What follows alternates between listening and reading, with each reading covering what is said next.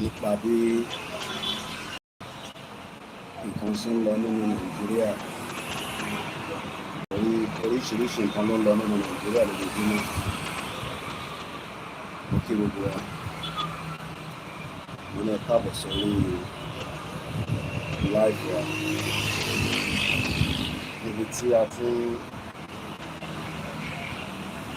check gbogbo bó ṣe ń lọ lórí ọ̀rọ̀ Nàìjíríà.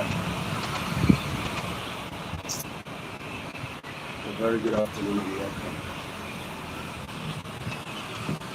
It's a very bright afternoon and the weather, I believe, is somewhere around 30. A very beautiful one. Okay, well, then,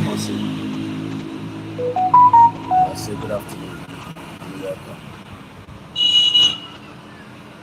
The hustling and bustling of Africa, as many people are trying to survive in this continent. Moki, I'm to share Twitter. We have not been able to go live on it for a few days now. Moki will go Alec or say, welcome once again to this beautiful sound, the hustling and the bustling that is happening behind us. Yoruba nation, no going back. Yoruba nation for life. As we say all the time, there's a lot of work for us to be done. Moki Yawa Ko, Moki Mr. Daniel Adeyemi, Mr. Moses, good afternoon. Moki Okwe Prince Adebayo Shitu, a very good afternoon and welcome. Ẹ jẹ́ ká tún jọ bó ṣe ń lọ. Àbí ká wo what is happening around us, especially in Nigeria. Àwọn olóṣèlú tí wọ́n ti dá àwọn steps, and very soon they'll start telling people to come out again and vote. I'm sure they'll be doing that very soon. The question is, ṣé voting ni ó kàn wá nísìn? Okay, Mr. John Olajide, good afternoon. This is just a refreshing and a relaxed. As you can see, we are not on a full broadcast. Akọni káfí lé káfí jọgbà tẹ́gùn síra wa lára. Mr. Olárẹ̀wájú mo kí yín sà. Mo kí bàbá mi gbogbo rẹ̀. Ṣàlàáfíà ni gbogbo wa wà. Ní ṣe lásán. Ó ń ṣọmọ olókùn bẹ́ẹ̀ ni àní sí pẹ̀lú ìyá rẹ̀. Kò sí bó ṣe lè hard tó, kò sí bó ṣe lè sọ tó. Everybody know the end game. Ẹ mọ̀ pé àwọn tó náà ní agbára nínú Nàìjíríà, expectation wọn ni pé gbogbo ẹ̀ máa lọ bó ṣe ń lọ yìí. But wọ́n ti gbàgbé pé ìjọ kan wà, gbogbo ẹ̀ máa ní full stop. So we will continue. Mr. Adebode Waheed, ṣàlàáfíà lẹ́wà. A kú ọ̀rọ̀ ajé lẹ́nu gbogbo wa. Ajú wa ṣe. Àníṣe lásán. Ojú ọ̀run ó tẹ́yẹ fò.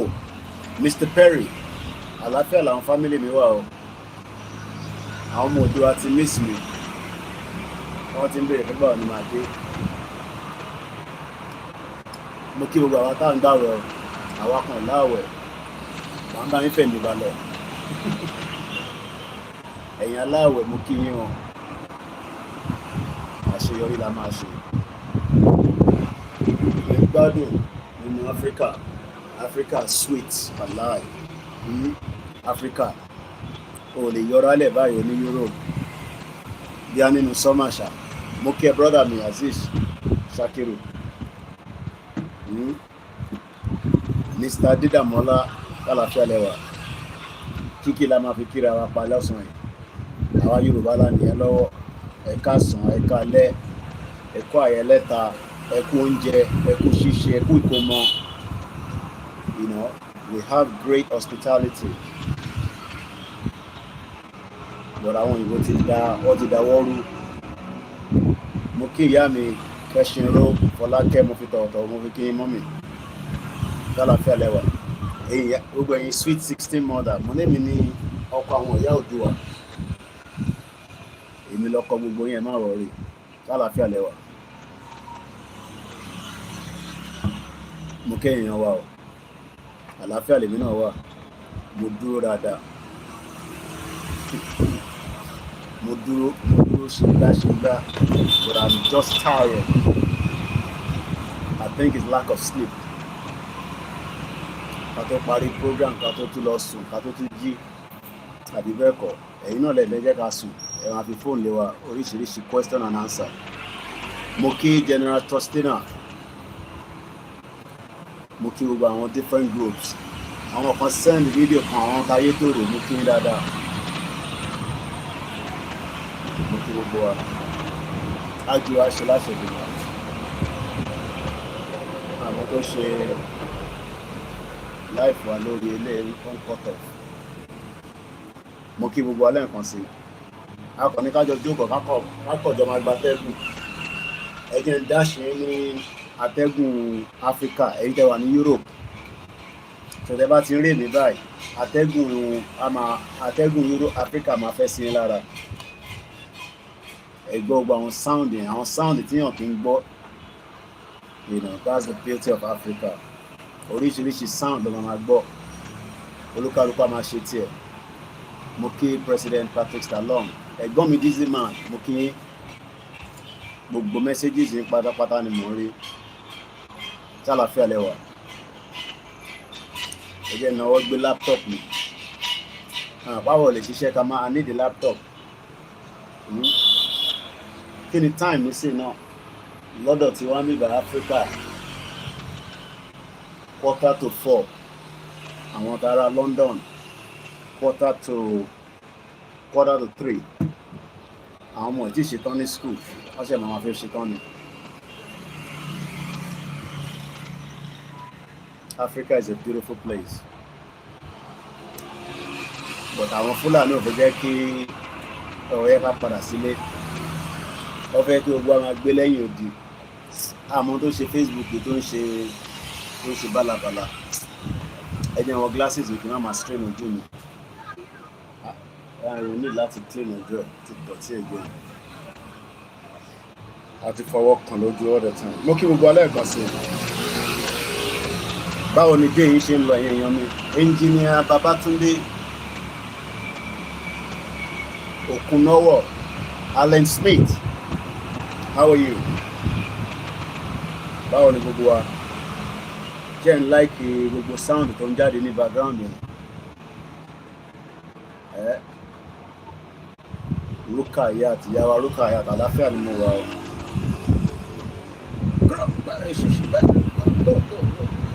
Áfíríkà ló ń fojú Ọlọ́run. Àṣeyọrí la máa ṣe. Ó yẹ kí n ti ra speaker fún wọn fi gbé speaker mi wá. There is no language called Nigeria. There are no people called Nigerians. We are only listening ourselves. Ghana's Nigeria. Okay, where is Nigeria? As in, where is the land called Nigeria? What is the Nigerian language? We are nations that are being forced together to live in one pathetic country. So anybody who goes there today to say, pray for Nigeria, that person is because the people who want to be that Nigeria are not sat down to agree if they want to be Nigeria. It is they are afraid they want Nigeria, that's the one Nigeria. That is a chair. I gotta just decide. Maybe one Nigeria. About one Nigeria. All right.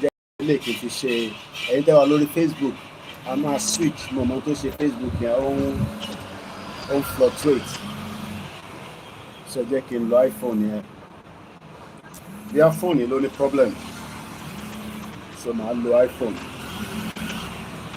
kákọ̀ jókòó kákọ̀ sọ̀rọ̀ náà ni ọ̀rọ̀ náà làwọn máa sọ lójoojúmọ́ ká máa fi débi tá à ń lọ tàbá dẹ́rìn tó bá fẹ́ pè ẹ́ lè pè wọlé kájọ engage tẹ́ ẹ bá ti mind the background noise ni lẹ́mi ṣe máa ń relax lélẹ̀ máa fi ń wind down ni ṣe download látàárọ̀ ṣé ń like gbogbo àwọn pictures àwọn videos ni Mr. Rahim 9:49 a.m. ní Canada ìlú kan tí mo gbàdúrà pé kọ́lọ̀ jẹ́ kí n lè dé nìyẹn mo like Canada gan ilẹ̀ Canada tóbi ìgbà kan bíṣọ̀pù níbi ká sọ fún Justin Trudeau kó talẹ̀ fún wa ká lọ set up Yorùbá nation sí Canada ẹ̀yin tẹ́ wà ní Facebook mo fẹ́ switch fóònù yẹn fún wa ní problem so ẹ jẹ́ kí n switch sí iPhone so ẹ jẹ́ ká switch so ó ṣeéṣe kó disconnect yín mo mọ̀ bí ó máa allow Facebook méjì kó lọ at the same time ó lè má fi lọ torí kan ti wà live already ẹ jẹ́ ká pa Facebook yẹn ó lè jẹ́ fóònù ẹ jẹ́ kí n pa ilé káwọ bẹ́ẹ̀ lè máa wọlé mo kí gbogbo èèyàn wa àṣeyọrí la máa ṣe àníṣàṣetì láyé wa gbogbo tá à ń fẹ́ pátápátá la máa achieve ó lè dàbí pé kò ní ṣẹlẹ̀ bó máa ṣẹlẹ̀ ó dẹ̀ bá ti ṣẹlẹ̀ ní kíákíá wàhálà ọgbà kápẹ́ fóònù ọlọ́run a máa délẹ̀ lébi ọmọ atẹ́gùn yẹn fẹ́ Mr. Paula Adams mo kí Mr. Adekunle Rosu mo kí ẹ̀ńtẹ́ wà ní Yorùbá land ẹ̀yin tẹ́ ń gbàwẹ̀ má wò mí o àjọ ń gbà náà ni o gbogbo àjọ ń gbàwẹ̀ yẹn ni o lẹ́ǹtì kan ti wà ń tà báyìí gbogbo alájọ ń gbàwẹ̀ yẹn wà láàyè àṣeyọrí la máa ṣàṣetì gbogbo ẹni tó bá wá ní ànídélẹ̀ lérí wọ́n ní kí n máa sọ pé ẹ̀jẹ̀ yìí la máa fi ṣe kí ni la máa fi clear gbogbo ẹ̀.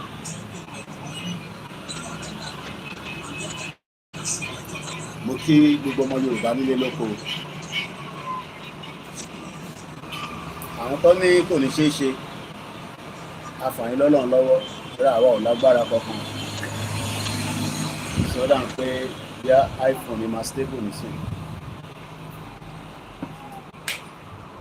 ẹ̀ẹ́dẹ̀ bá wa share program wa bájọ ṣe afternoon mo fi lọ sùn tẹ́lẹ̀ ni o mo á wò pé tí bá dẹ̀ go live nísìn mo lè rí èèyàn bíi mẹ́ta tó máa fi mọ kí ló ń lọ Koiki kí ló ṣẹlẹ̀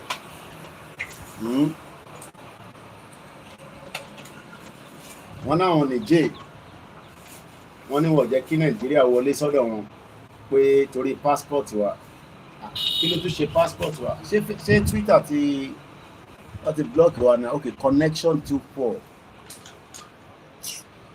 network Africa náà wà ní wàá ṣeré jàre ọpẹ́ ṣe tó bá fi dá sọ̀rọ̀ tó wà nílẹ̀ nọ́mbà mi ní ẹ lè pè wọlé kájọ máa ṣe fàájì lọ ẹkúṣẹ́ lè níyà wa Táíwò Kíkẹ́ mo kíyà mi Ọlájírè Kókà sálàáfíà lẹwà mọ́mì mo kí gbogbo èèyàn wa èmi ọmọ yín náà ni o àbúrò yín ọkọ ìyá àwọn Oòduà the last man standing ṣe láìkì Python temple tí mo lọ yẹn ẹ̀rì pé bẹ̀rẹ̀ fine ṣe láìkì ejò yẹn àwọn kan láìkì ejò bàbá ti gbọ́ ejò bá ní àyọ̀rọ̀ Koiki ejò bí ti báwo kí ló wá débẹ̀. So it's a beautiful place and it's also very significant. Igi kan wà lára àwọn igi yẹn àwọn oge tí mo ṣí oge kan níbẹ̀ tẹ́ bá lọ wo àwọn pictures wa igi yẹn wọ́n ló ti wà ń bẹ̀ for 600 years ó ní agbára igi yẹn 600 years ló ti wà níbẹ̀ so Tony Aegis mo kí n báwo ni weather lọ́dọ̀ yín ní Belgium àtàárọ̀ báyìí wọ́n download ọlọ́run á fún wa ṣe kò ní sí wa kò ní rẹwà a ní ṣe àṣetì láyé wa àṣeyọrí làwa máa ṣe gbogbo àwọn tó bá dẹ̀ ń takú pé ìran tabẹ́ kó lọ yìí ẹ̀rọ yẹn ń ṣọlá àwọn olówó àwọn 1%.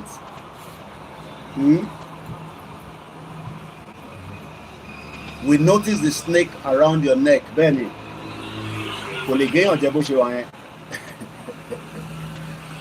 ìkejì kan wà wọ́n nìyẹn wà nù ṣèbọ ọkọ nìyẹn akọ yẹn wà nù gbó tí yẹn bá pàdé ó máa ṣá ẹ jẹ but èyí tí mo gbé sọ́rùn yẹn abo nìyẹn kò lè ṣe nothing fún yàn ọlọ́run nǹkan bẹ́ẹ̀ nílẹ̀ Yorùbá ọlọ́run ló ní àwọn òyìnbó amúdùmálà àwọn ló kó wa sí problem tá a wà nú ẹ̀ wọ́n ní táwọn àwọn ejò yẹn bá jáde wọ́n á rìn lọ wá padà wá sílé ká bèsè lédùn wa rè tó bá rìn lọ wá tún padà wá sílé fúnra wọn every 1 month wọ́n máa ń ṣí ibẹ̀ wàhálà wọn kò dẹ́ ṣe gbogbo ló máa jáde lọ mo ní àwọn videos mi ṣe upload ní interview tí mo ṣe àwọn videos yẹn tí upload tán mo wá ń bi wọ́n mo ní ẹ̀ka kọ́ kántẹ́mù wa ká tó máa tẹ̀síwájú iṣẹ́ wa fúnlẹ̀ wa orílẹ̀ ibi wa ká gbéga fálérí ìgbàgbọ́ wa ni pé láti bẹ̀rù làbọ̀ mọ́ ká ṣiṣẹ́ ká jọlá ìṣọ̀kan àti òmìnira ní kẹjẹ ká máa lè bá ìtẹ̀síwájú fọ̀pọ̀ ire àtòhun tó dára ọmọ Oòduà dìde bọ́ sípò ẹ̀tọ́ rẹ ìwọ ni ìmọ́lẹ̀ ògo adúláwọ̀ àwa ni ìmọ́lẹ̀ ògo adúláwọ̀ wọ́n bá wọn ti dé. Koikimedia, we're bringing the world closer to your doorstep.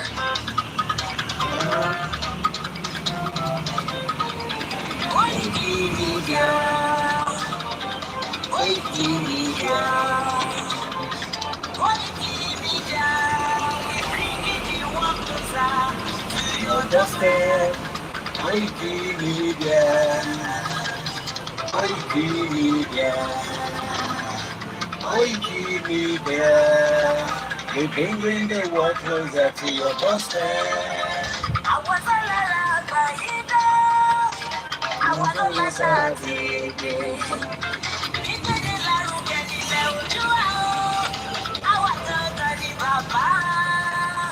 Koikimedia, Koikimedia, Koikimedia, we bringing the world closer to your doorstep. They never sabi wetin we carry for her. Money dey move closer to them to sabi. I said they never know wetin we carry for body. Money dey move closer to them to sabi. Ọ̀kìlọ́lọ́jà ẹyẹ ìdìwọ́n lóró lájú ẹyẹ tó dorí kodò bí ẹ̀gbọ́n ọgbẹ́ tẹ̀lé lórí. Ká ṣiṣẹ́ fún ilẹ̀ bàbá wa, ká ṣiṣẹ́ fún ìlú bàbá wa, ká jùmọ̀ sowọ́pọ̀ ká lè bójú lú àga. Òdùdú àkùbá lè gbé wá, ọmọ Odùduwà ṣèkìrì. dìde fún ẹ̀tọ́ adúláwọ̀ ká lè jọ jùmọ̀ gbé ilẹ̀ ìlérí káwa lè gba ògo ilẹ̀ wa ká ṣiṣẹ́ ká lè jọ gbàdé ká lè gbàdé adé adúláwọ̀ àwa ní ìmọ̀lẹ̀ tí ó tàn káàkiri. Koikimedia, àwa là ń gbé tó lárugẹ ètò tó kọjú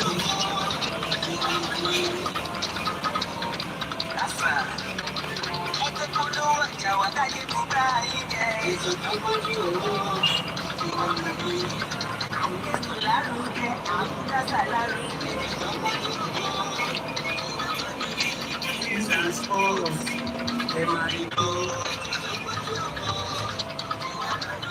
Ọmọ Ìjẹ̀bú alárẹ̀ ni ló ní kí n máa ké tata. Koikimedia ọ̀rọ̀ lágbàdì mọ̀ mí o. Abáṣẹ̀rẹ̀ lọ. Ọmọ Yorùbá nìyẹn, ọmọ Yorùbá tata o. Àwùjádùn rẹ̀ ọmọ ṣé ni ló máa fi kíkọ́ ọ̀tẹ̀ máa lẹ̀. Ẹ̀yin lọ́mọ onígbò máa dé máa dé máa dé. Ẹ̀yin lọ́mọ onígbò máa wọ̀ máa wọ̀ máa wọ̀ o. Ìgbó bá wọ̀ dájèjì ò gbọ́dọ̀ wọ̀. Àjèjì tó bá wọ̀ bẹ̀ á tẹ̀lé ní bọ́ra. Ẹ̀yin lọ́mọ ànáwó òyìnbó tó dé. Ìgbà tó yìnbó dé o. Owó náà nígbà tí o. Koikimedia sáwà ní bàbá. Koikimedia àwọn ní bàbá. Àdàsọ àtúnpèrè gidi. Àwa là ń gbé tó lárugẹ jẹ́ ká jọgbọ́ o. Àkójà fẹ́tọ̀ ilẹ̀ wa fẹ́tọ̀ ilẹ̀ Yorùbá. Ọmọ Olúwa ni wá o. Mo kí Mr. Kibode ẹ̀ka sọ́sà Azeez ẹ̀jẹ̀ ń bá kínní ìdúró brọ́dà mi nìyẹn ní Miami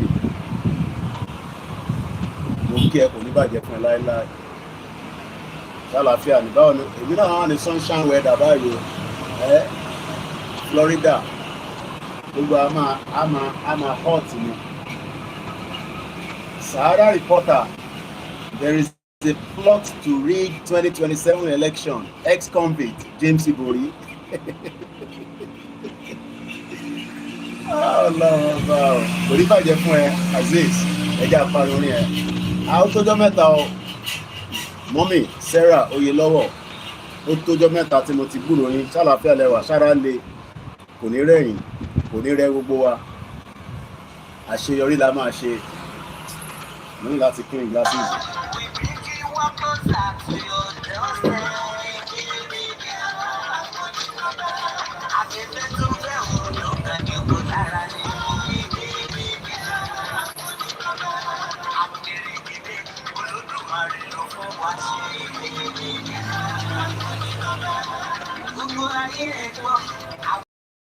Please.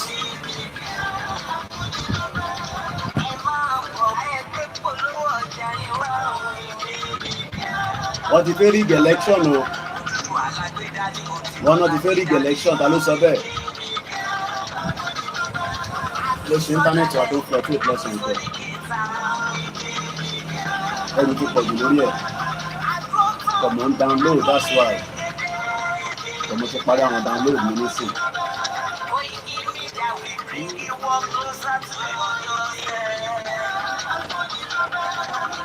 Mr. Olúmúyìwá Ìfásàn, mo kí wọn lálàáfíà lẹ́wà.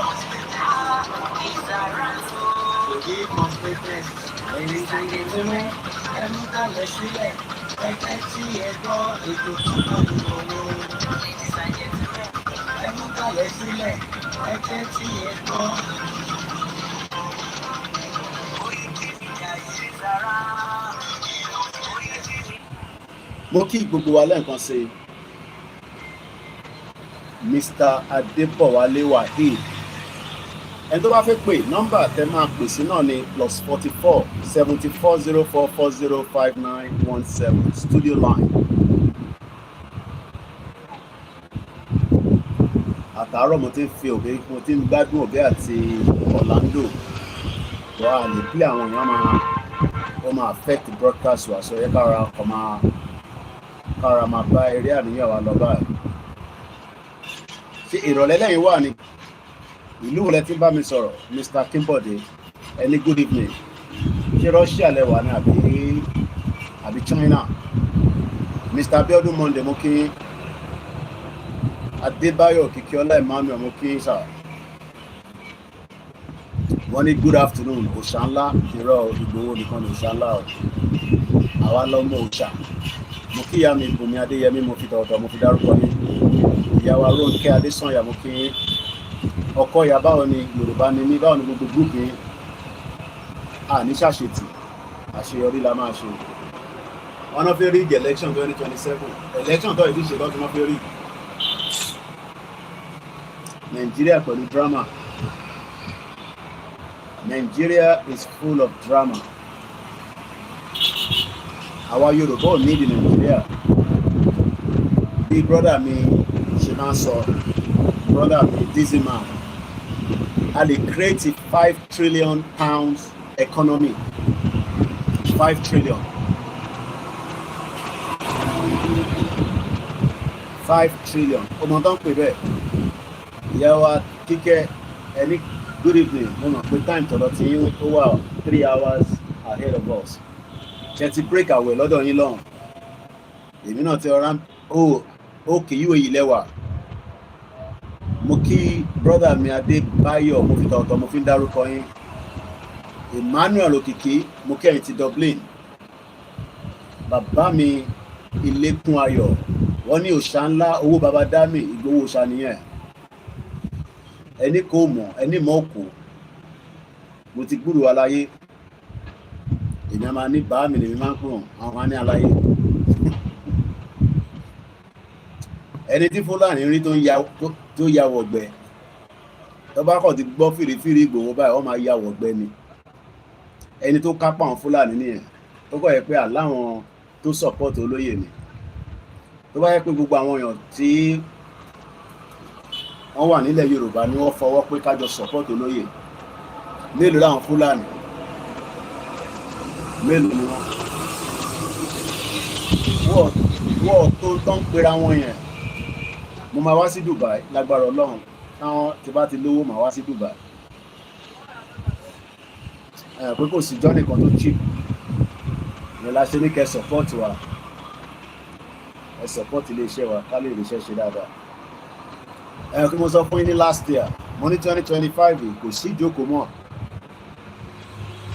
nígbà tí mo ń sọ àrùn ká máa yín mú wọn nínú ẹ ti dùn bẹ́ẹ̀ ni aago kan náà lájọ ń lo Ọ̀kọ̀yà 409 àwọn tó wà ní London wà ní 309 àwọn tó wà ní Canada ilẹ̀ iṣẹ́ mọ́ lọ́dọ̀ wọn ni àwọn yẹn ṣe ń lọ síbi iṣẹ́ àwọn tó wà l'Amẹ́ríkà wọ́n jẹ̀bi gba lunch mo kí ìyàwó aṣọ́nùbí mo kí grandma Bùnmi Adéyẹmí tí mo fi tọ̀wọ̀tọ̀wọ̀ dárúkọ yín mo kí gbogbo ẹ̀yin olólùfẹ́ wa lẹ́sẹ̀ nífẹ̀ẹ́ Lady K Yèyé Dára ọmọ Luka Masbi Yorùbá World Media Bàbá Èkìtì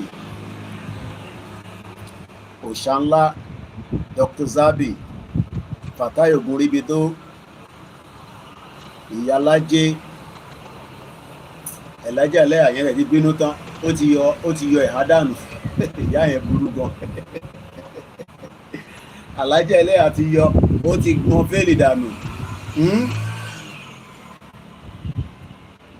grassroots awareness àbí grassroots mobilization mo fi sọ mo kíyà bàbá mi Omítọ́lá Kẹ́hìndé wọ́n ní Nigeria is gone ó ti lọ ẹsọ pé ó ti lọ Adams Ọlámilékan àwọn ti Ghana nìyẹn ẹ má bínú pé mo lè yọjú sí ẹ̀yìn ti Ghana bí a tàbá tún wá nígbà míì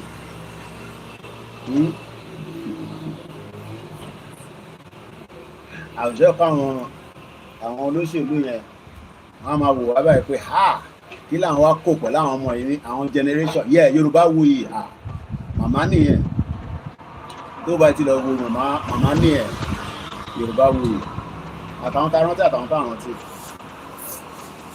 àṣeyọrí ni wá máa ṣe má wọrí ó ń ṣọmọ lókù bẹ́ẹ̀ wọ́n ní sin pẹ̀lú ìyá rẹ̀ ṣe láti múlẹ̀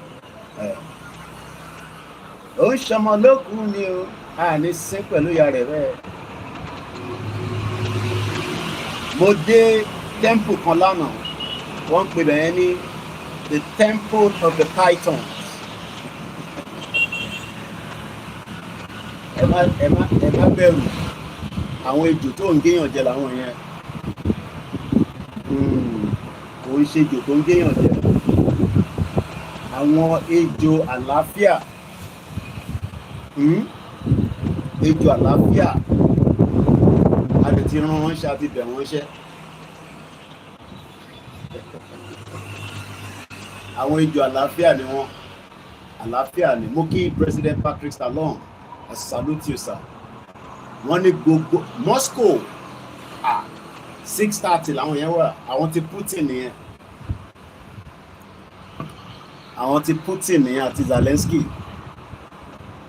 Donald Trump dẹ̀ ti yarí báyìí olóhùn nígbà kí ló ń pa yín lẹ́rìn Mr. Lówù a máa fà yín o kí ló ń pa yín lẹ́rìn mo kí àwa ológun jà mo kí gbogbo àwọn GR1 mo kí gbogbo organization but most importantly Akiwa is there èèyàn mélòó ni àwọn tó ń wo program yẹn wọ́n máa ń ní Koiki ẹni kọ́ dáwó sínú ẹwà ọ̀ràn míyàn but fa account number síta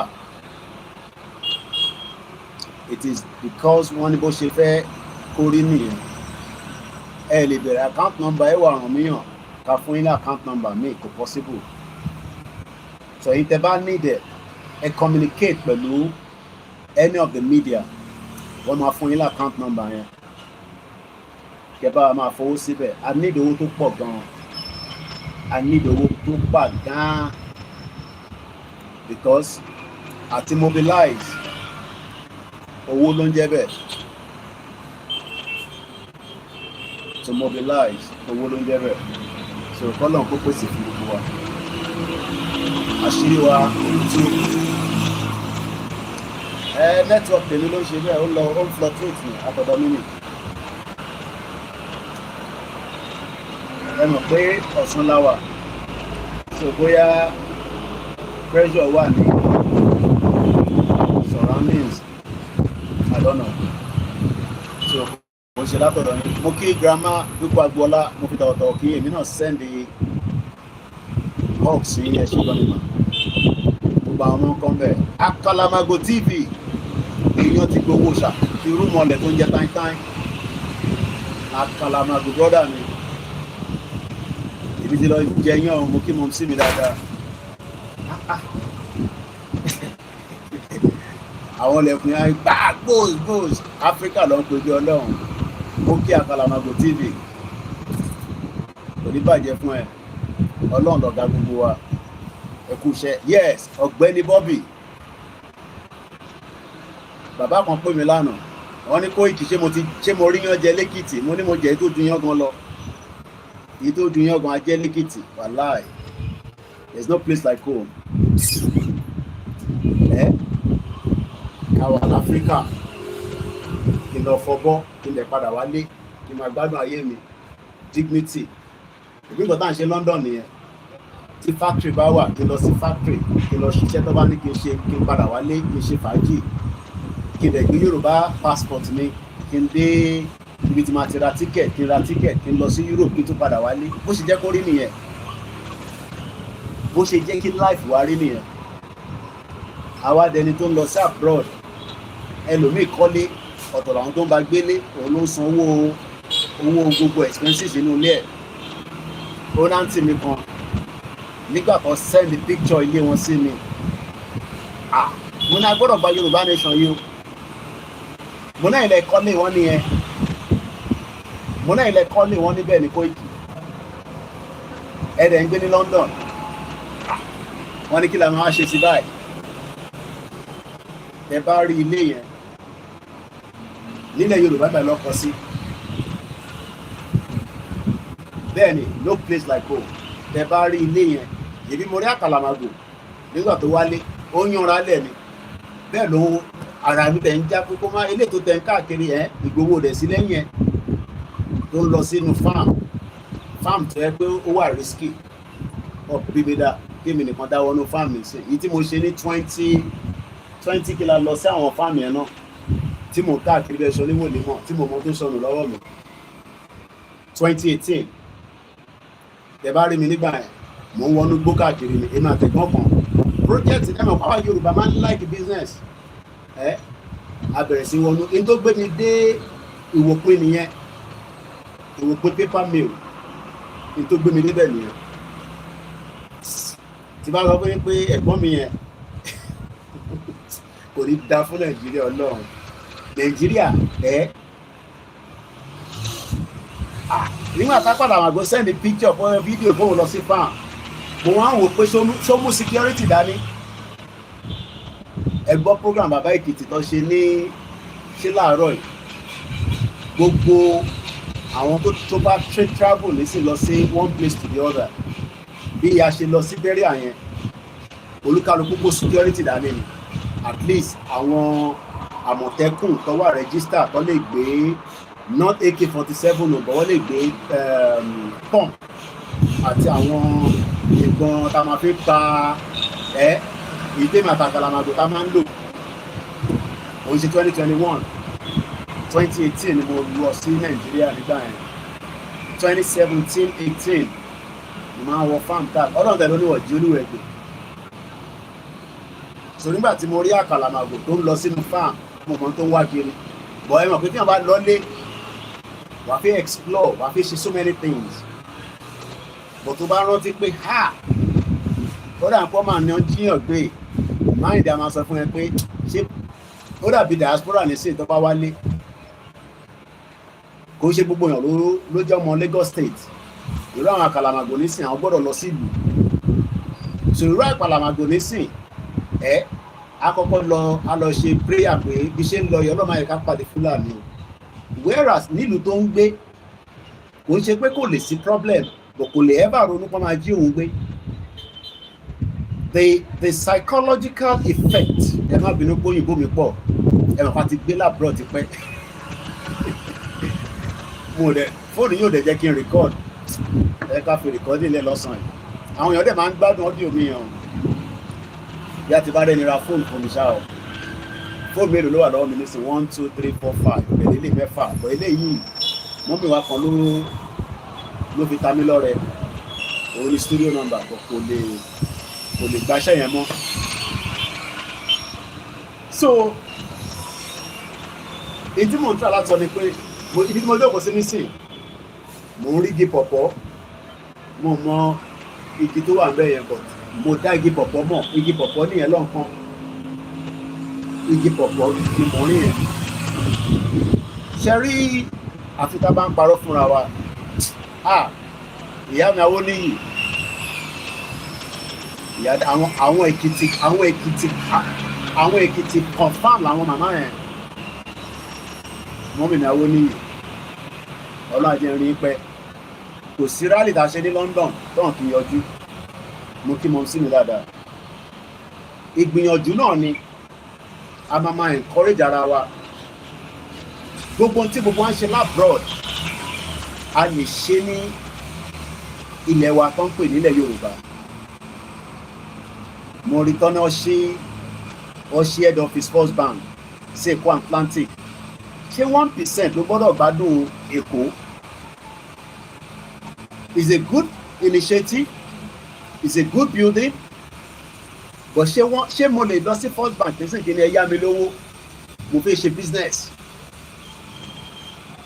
ẹ má bínú pé a kàn move from point ibi tí bá sọ̀rọ̀ sí tí bá padà síbẹ̀ ẹ rán mi létí lórí comment section nǹkan mo kàn ń lọ ní program kankan ju pé mo wá gba tẹ́gùn ni mo lè lọ báyìí kí n lọ báyìí kí n tún padà báyìí tó ẹ lè mìíràn pa Koiki o ti sọ̀rọ̀ kan lọ báyìí kí ló tó tún padà báyìí atẹ́gùn tó wá gbà ẹ bá dẹ̀ ní ẹ̀ láìkẹ̀ ká pa program kí èmi nìkan máa gba atẹ́gùn mi níbí báyìí màá kọ́ máa wo tó ń lọ ní ìjọ ọ̀tẹ̀ ènìyàn ti rí báńkónì ọmọ abroad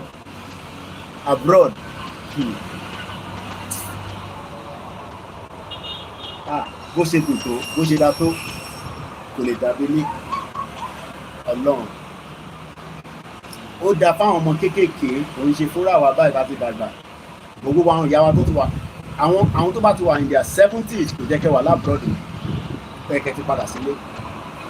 Number 1 kò jẹ́ ká lọ. Ẹ jẹ́ kí n sáré fún yín ní ibi tí mo lọ lánàá ká sọ̀rọ̀ débẹ̀. Mo kí gbogbo àwọn medias wa. Àwọn olóṣèlú òkè ọ̀ tá bá fẹ́ àyè sílẹ̀ wá dìbò 2027. Mo kí wà látà olórí ẹbí, mo kí Mr. Adébánjọ.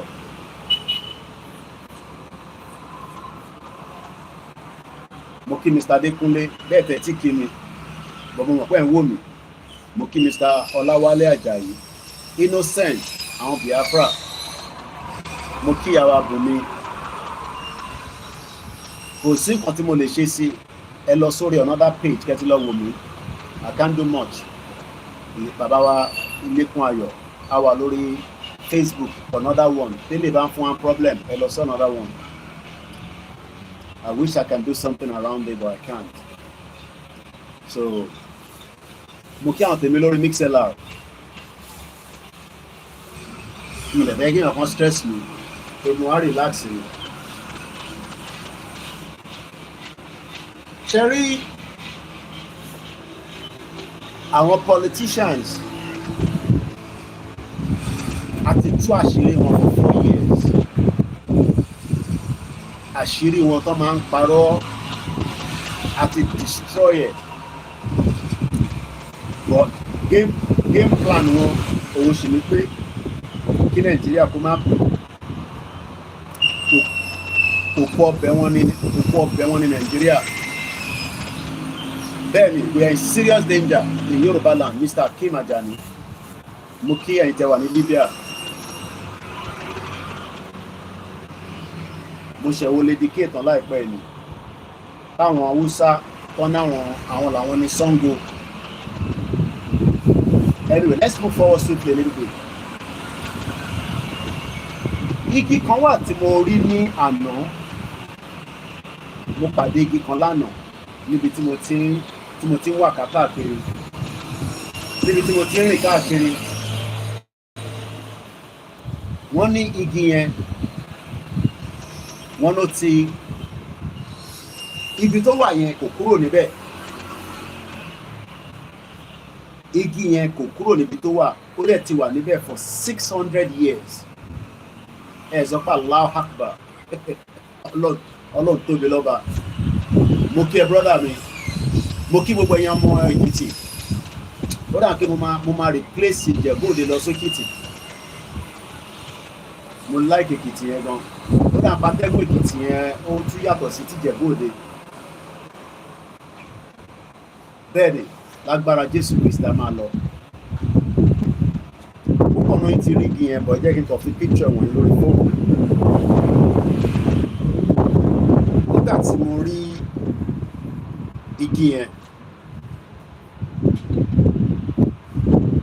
èmi gan mọ̀ pé Ọlọ́run bẹ ní Áfíríkà, ó ń bẹ nílẹ̀ Yorùbá, kò tí kúrò níbẹ̀. Àwọn tó ti dáwọ́ rú, àwọn ló jẹ́ kí a máa fèsì gbogbo stress tá à ń face lọ́wọ́lọ́wọ́ nísìn.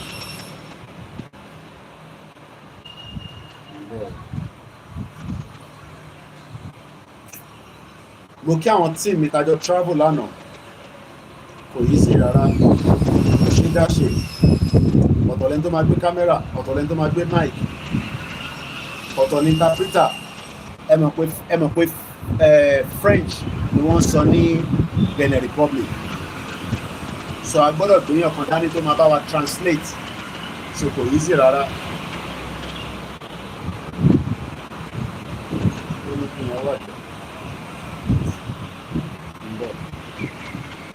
Dá pé kámẹ́rà ni mo fi ọjọ́ ìwọ̀n sórí fóònù. So mo kí gbogbo èèyàn wa.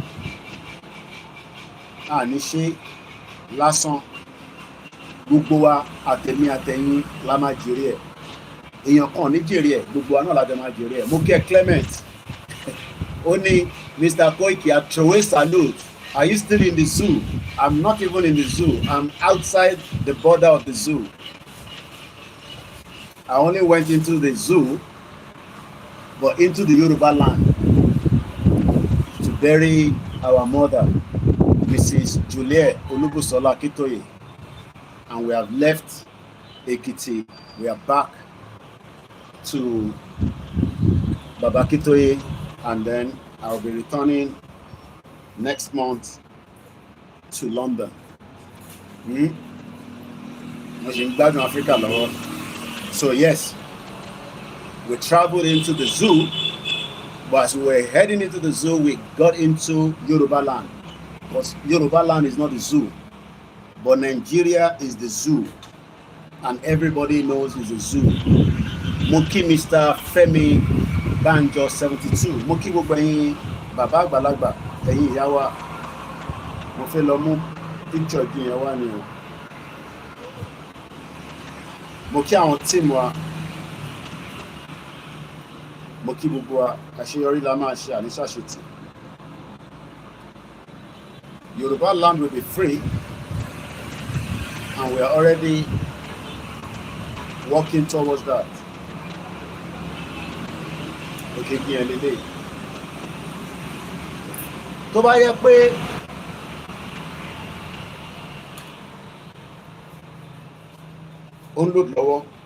Africa, the internet is not as fast as Europe.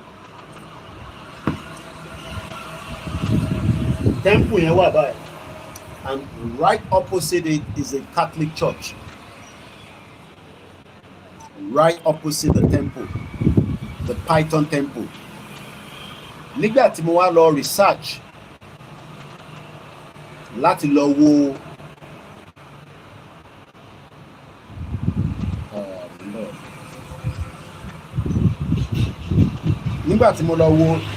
igi yẹn lélẹ̀, that is the tree. Igi ti wà ní same position, but you can see it is already posted on all our timeline anyway. This particular tree, wọ́n ló ti wà níbi tó wà yẹn for 600 years. Mo kí Mr. Emmanuel, mo kẹ́yìn tẹ́ wà ní South Africa. I don't think some of you hear what I said. This particular tree, wọ́n ló ti wà níbi tó wà for 600 years. 600 years is not a joke. Yes, so Yoruba land is Yoruba land, Biafra land is Biafra land. We give Nigeria to the northern people. They can keep Nigeria if they like. Even we dash them the flag, because whether they like it or not, Biafra, no matter what anybody say, they are going home. As Biafra is going home, the Yoruba are going home, Middle Belt are going home,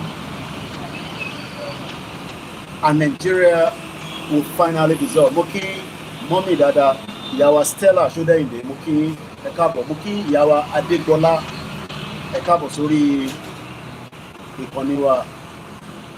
600 years is not a joke. Now I realize why the white people refuse to leave Africa.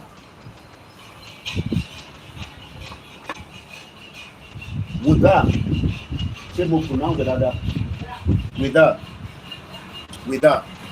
that is not the original name. Ouidah is the original name, but the white people, because they cannot pronounce Ouidah, they started calling it Ouidah. I'm talking about the snake temple. I mean, the Python temple that I went yesterday. So what they have done, the white people, they've changed a lot of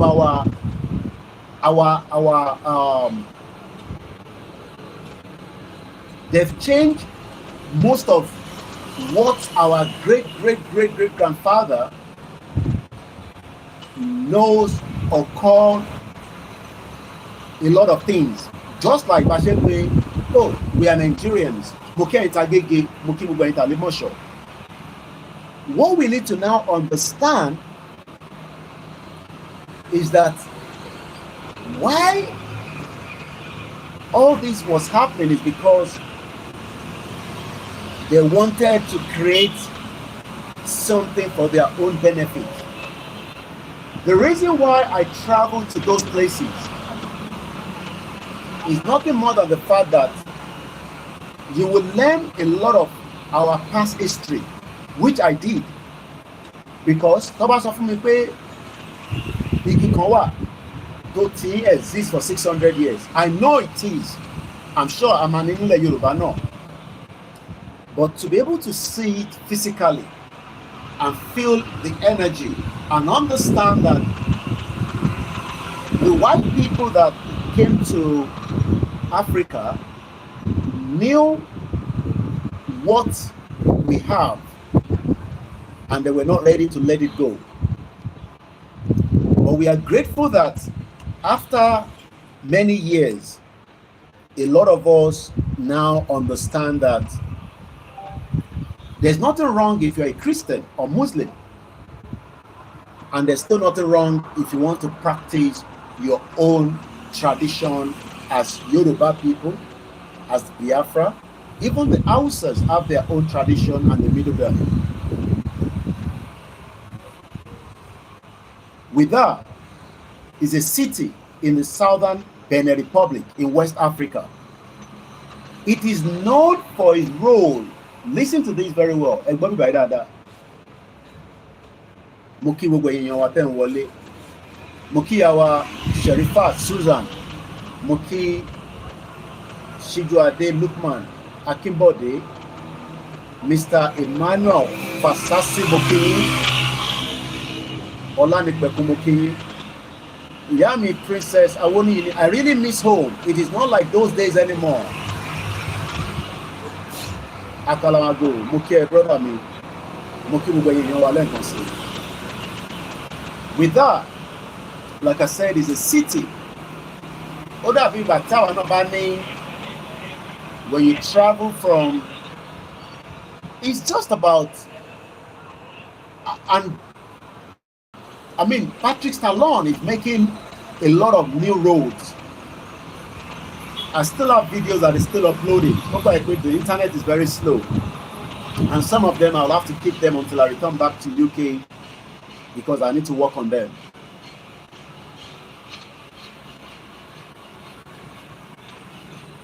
Give and take is approximately about an hour. Láti Kútọ̀nù dé Ouidah. And the vast amount of construction work that is going on is amazing. I mean, you might be asking yourself, níbo ni Talon ti ń rí owó tó ń fi ṣe gbogbo tó ṣe? Mo kí Bishop Adesina. Kí ló dé tí ọ̀dọ̀ tiwa tí a jẹ́ the giant of Africa, we have not been able to open up the road network? But that is not where we're going right now. I want us to focus on why Koikimedia visited the Python temple. I've heard about it. Pé ibi kan wà ní Benin Republic tó bá ń sọ pé ibi tí wọ́n ní àṣà tí wọ́n fi ṣeré, Ouidah is one of them. Even though I still ask myself, and I've not still been able to see somebody to explain to me, with all these power tọ́lọ́run fún Africa tó gbé fún àwa Yorùbá, báwo làwọn òyìnbó ṣe kọ́ńkà wa? Báwo ni òyìnbó ni wọ́n ṣe rí wa mú? That question, I need somebody. Emma below, there's a lot of beautiful sound at the background. Whether and she share one, you know, to buy your Nigeria and the generator, you know, and whether and she share capital, she share local, she share, could see pay and generator. Ouidah is a city in southern Benin Republic in West Africa. It is known for its role. I want us to listen to this section very well. This is very important. It is known, one more with that, fún ipa tó kó between 17th, 18th, and 19th century.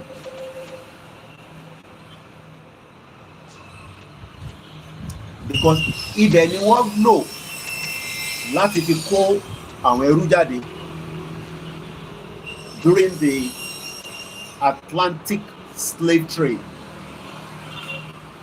It is the route tí a lè sọ pé the slave route tó fi gbé mi dé ibi tá a lọ ní àná tó ń pè ní door of no return. Tó bá ti dé ibẹ̀ yẹn bí ṣe sọ ní òru àná tá a ṣe program, you are not likely to return home. Mo kí Dàní Olóyèdé, mo kí brother mi Waris Jinadu, bó ṣe ń rí kọ́mẹ́ǹtì mi apparently mo rí rárá látẹ̀kọ́ ẹ̀ má bínú because mo ṣáà rí pé Aziz nìkan ló hàn sí látẹ̀kọ́, so mo ti move ẹ̀ sókè. Tàbá rẹ̀ tó fẹ́ pè wọlé line mi wà open tí ẹ lè fi bá wa dá sí program kájọ engage. Now, this particular event tó ṣẹlẹ̀ ní 17th, 18th, and 19th century are history that we can never forget and we can never forgive. Because people's lives have been destroyed based on that. Mo kí Mr. Akinlade Akindimeji, odò agbe gbogbo wa kò ní gbé ọ̀dàlẹ̀ láàrin wa. Mo kí brother mi Waris Jinadu, wọ́n náà wọ́n kí gbogbo ọmọ ọkọ Yorùbá tí ẹ̀jẹ̀ Yorùbá ń ràn lára ẹ̀ tí kò ń ṣe pé Fúlàní tí ó ti penetrate àárín ẹ̀. Torí ọmọ Yorùbá ò gbọ́dọ̀ máa tako pé kíran Yorùbá kó dá dúró. Mo kí Dàní Olóyèdé. Iná wà, èmi ò sí nínú contraction. Mo wá gba tẹ́gùn níta ni. My fan is working, the light is on. But I just love to hear the sound and I thought maybe ẹ̀yin náà lè like it. Mo kí ẹ brother mi dáadáa Olúbùnmi Adéwálé. Banky family, thank you so much as always. Àṣeyọrí ni gbogbo àjọ máa ṣe. Gbogbo wa la máa jèrè ilẹ̀ Yorùbá ju bó ṣe wà lọ nísìn.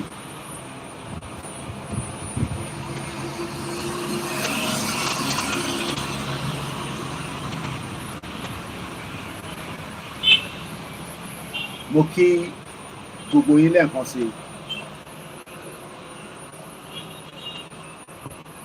Mo kí yín o, mo fi kíkí mi,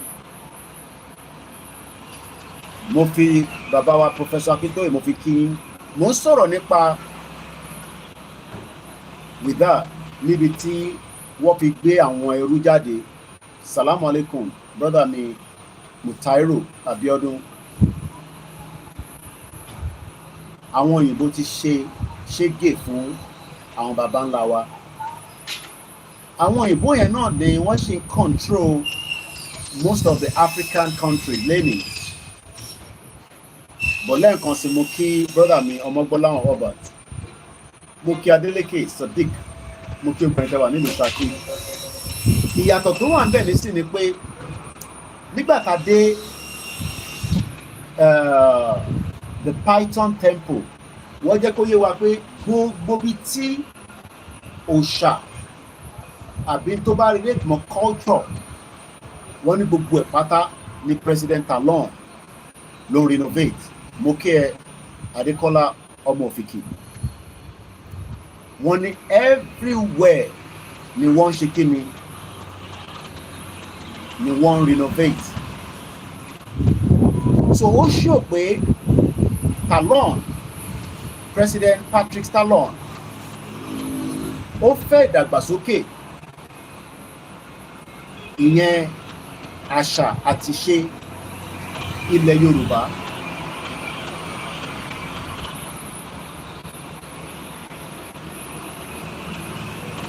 Ǹjẹ́ bẹ́ẹ̀ ló ṣe rí lọ́dọ̀ tiwa?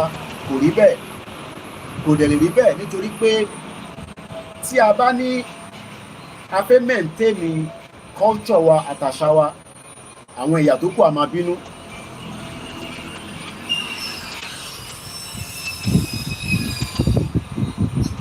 Mo kí brother mi ní gbogbo Lagos Island, Yẹmí Fátókè, kò ní rẹ̀, kò dẹ̀ ní tán bẹ̀ láíláí.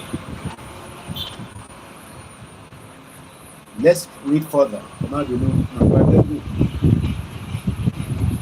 Ìtọ́fín pẹ̀lú Áfíríkà nìyẹn.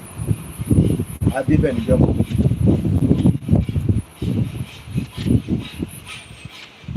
The slave route is a track down which slaves and ẹrú were taken to the ships, is lined with monuments and leads to the door of no return. Equivalent of the door of no return, òun ni Badagry tá máa ń pè ní point of no return. Tẹ́ bá rántí pé ICTV, brother mi, mo kí àwa Rónkẹ́, mo kí Alájà Ọlọ́runṣọlá, mo kí gbogbo àwọn Mùsùlùmí, akú òǹgbẹ.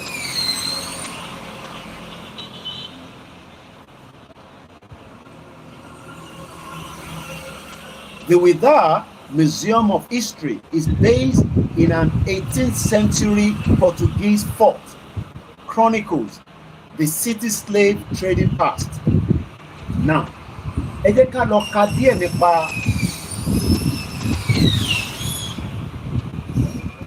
this 600 years old baobab tree in Ouidah, Benin Republic. This tree is known for its slow growth with exceptionally longevity and possesses several virtues. The tree is also located in Ouidah in Agoli Square between the Temple of the Python and the Basilica of Immaculate Conception. Tẹ́ bá wo picture tí mo yà, ẹ rí Catholic Church kan wà níwájú, opposite Catholic Church yẹn ni temple yẹn wà. Mo wá rí pé wọ́n ní àwọn tó ní tradition yẹn, àwọn gan lọ fún àwọn Catholic yẹn ní àyè kẹlẹ̀ wo pé ìran Yorùbá a kì í ṣèran àwọn Fúlàní tó fi dá wàhálà sílẹ̀ Yorùbá tó ní kó wá ṣe ṣàríà. Because tá bá ní à ń ṣe ṣàríà nílẹ̀ Yorùbá, ó tó bẹ́ẹ̀ kó ní òfin máa ṣe Ọ̀ṣun Òṣogbo kó wá gbé mọ́ṣáláṣí àti church sílẹ̀ gbẹ̀. Níbi tá lọ yẹn, mọ́ṣáláṣí wà níbẹ̀, wọ́n ń pèrun, church ń ṣe tiẹ̀, àwọn oníṣẹ̀ṣe ń ṣe tiwọn. Mẹ́tẹ̀ẹ̀ta wà ní the same location, kò dẹ̀ sẹ́ni kankan tó bára wọn jà. Ṣé yẹn lè possible with the current situation tá wà nínú Nàìjíríà, especially tó ń push fún this Sharia tó fi gbé wọlé tí à nígbà fún wọn.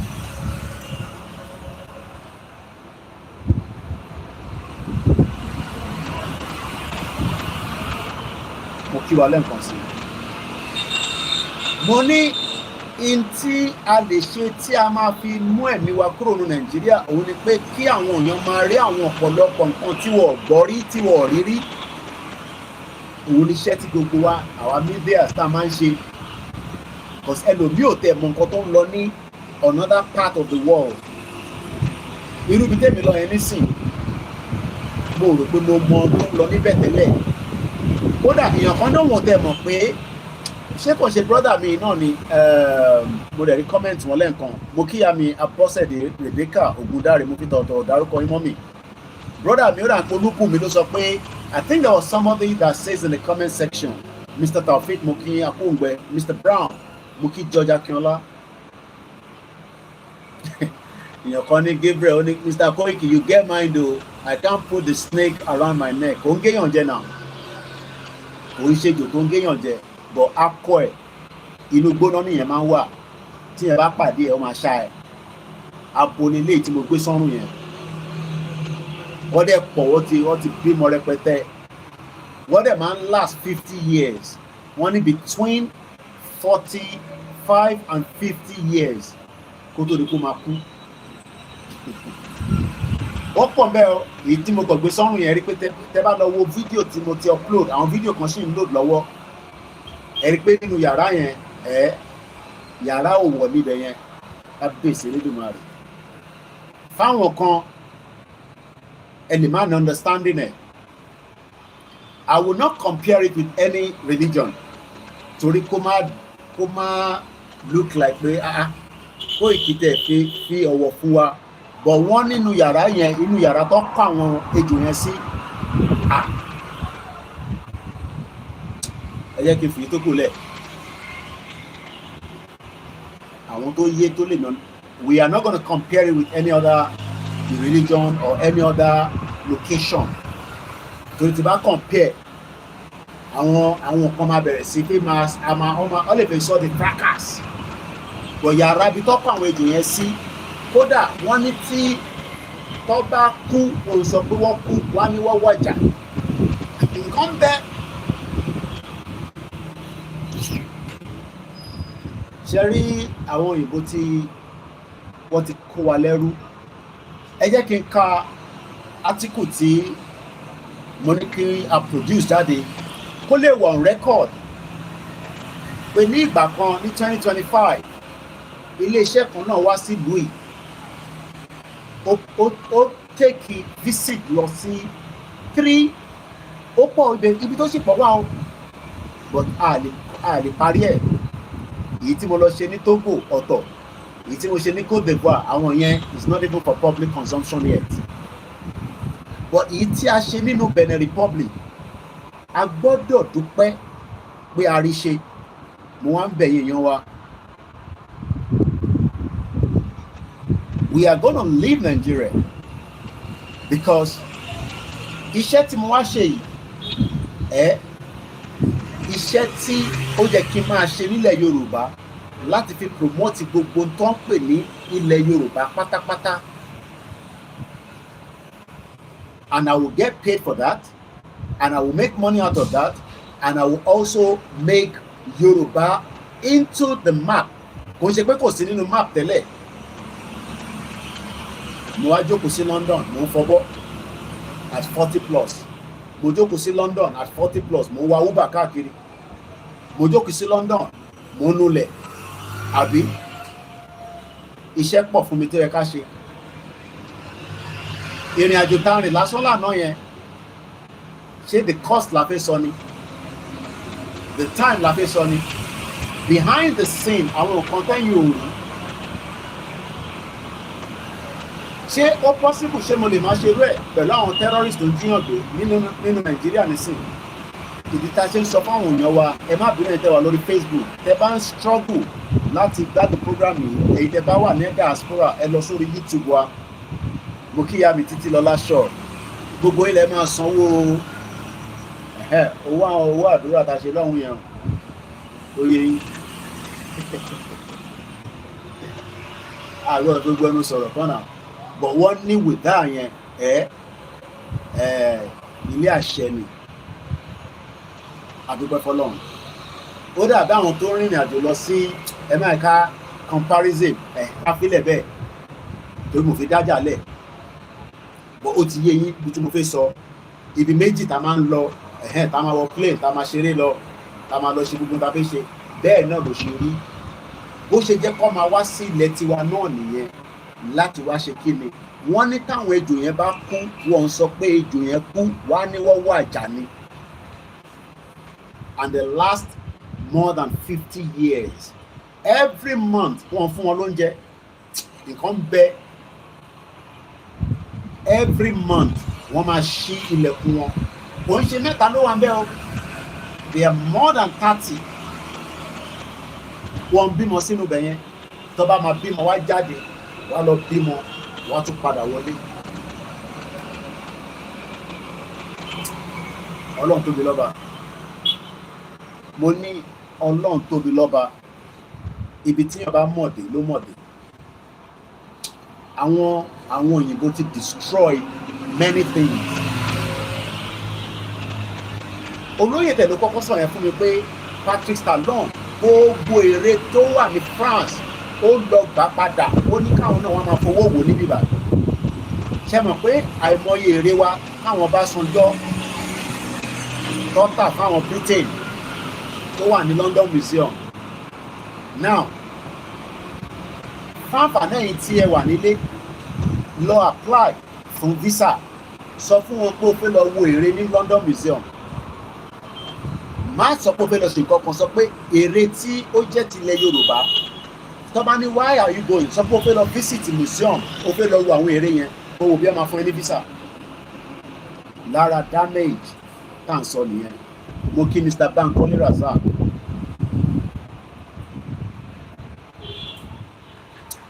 We have been destroyed. Aziz Mokia currently block the trade route between our brothers and sisters. One more. Yes, border Benin. Mo sọ fún yín náà. Mo ṣe pé wọ́n sọ fún mi, èmi náà confirm ẹ̀ ní. Wàá ra rice ní border ní bíbá ní Benin ní 48,000. Tó bá ti cross over sí Nàìjíríà, ó di 90,000. Mo rí ni. Ọmọ agbọ́dọ̀ kúrò ní Nàìjíríà. Kò sí àní-àní. Mo kí ẹ̀gbọ́n mi Karùn-ún Abíọ́dún tó jọ mẹ́ta. Ẹ̀yin tẹ́ wà ní orí Facebook ṣe sọ tẹ́ bá ń struggle pẹ̀lú network yẹn. YouTube ní stable dáadáa. Ẹ lọ sórí Koikimedia àbí WD76 àbí kẹ́ lọ sórí backup YouTube channel wa, Facebook channel wa, Koikimedia Visit. Ìkọ́ mo mọ tó ṣe lé òun nìkan ló fluctuate látàárọ̀. Àwọn tó kù stable pa. Ẹ jẹ́ ká sì dúró lórí ọ̀rọ̀ ibi tí mo ti lọ gbé ejò kọrùn. Àwọn èèyàn pọ̀ tó dé. Mo ráwọn òyìnbó nígbà táwa fẹ́ jáde, àwọn òyìnbó kan ṣẹ̀ dé pẹ̀lú àwọn ọmọ wọn. Wọ́n tẹ̀lé pé torí mo wá ní during the week ni wọ́n tó bá yẹ pé mo wá ní Saturday àbí Sunday. Wọ́n ní queue yẹn máa ń gùn gan. Owó la fi wọlé kò ṣọ̀fẹ̀. But in tó wà important ni pé ilé àṣẹ náà níbẹ̀ yẹn. And this is why bẹ́ẹ̀ni Mr. Kenzie Abiodun Papòdà wọ́n ní kó ìṣe kí wọ́n náà lọ fi ilé ajé wọn wà ní London. Ìgbà tí mo tẹ̀ lọ ìyá kan tún jáde wọ́n ní ilé ajé kọ́ nìyẹn o, owó ẹyọ lásán fake nìyẹn. Mo ní níbo kọ́ jẹ́ ká gbé padà wá sí Nàìjíríà àbí sílẹ̀ Yorùbá. Tó bá jẹ́ pé ibi tó kàn tó ń kó ìgbálẹ̀ sí ni ẹ jẹ́ ká dá padà. Eré àti ẹ má bínú, like I said, program tọ̀sán yìí a kò fi ń ṣe fàájì ni, but ọ̀rọ̀ tó máa jáde ń bẹ̀ ọ̀rọ̀ tó lọ́gbọ́n wá ni. Tẹ́yìn náà bá wá fẹ́ dá sí, fóònù mi wà open, kẹ́ pè wọlé kájọ dá sí. But èyí tí mo fẹ́ fààyàn bẹ̀ ni pé mo kí brother mi Wàsíù Táíwò. Mo ṣì ń dúró lórí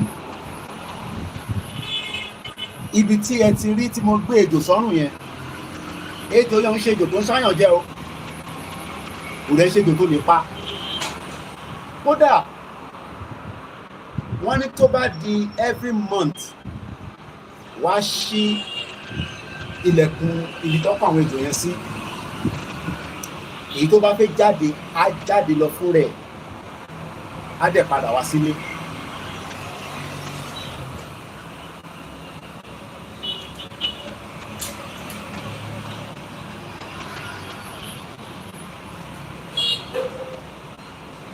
Bí ṣe sọ lẹ́ẹ̀kan, tó bá kú wọ́n ní wọ́n kì í sọ pé ejò yẹn kú, wọ́n á ní ó wájà. Wọ́n kì í lo terms pé ejò yẹn ti kú, wọ́n á ní wọ́n wájà.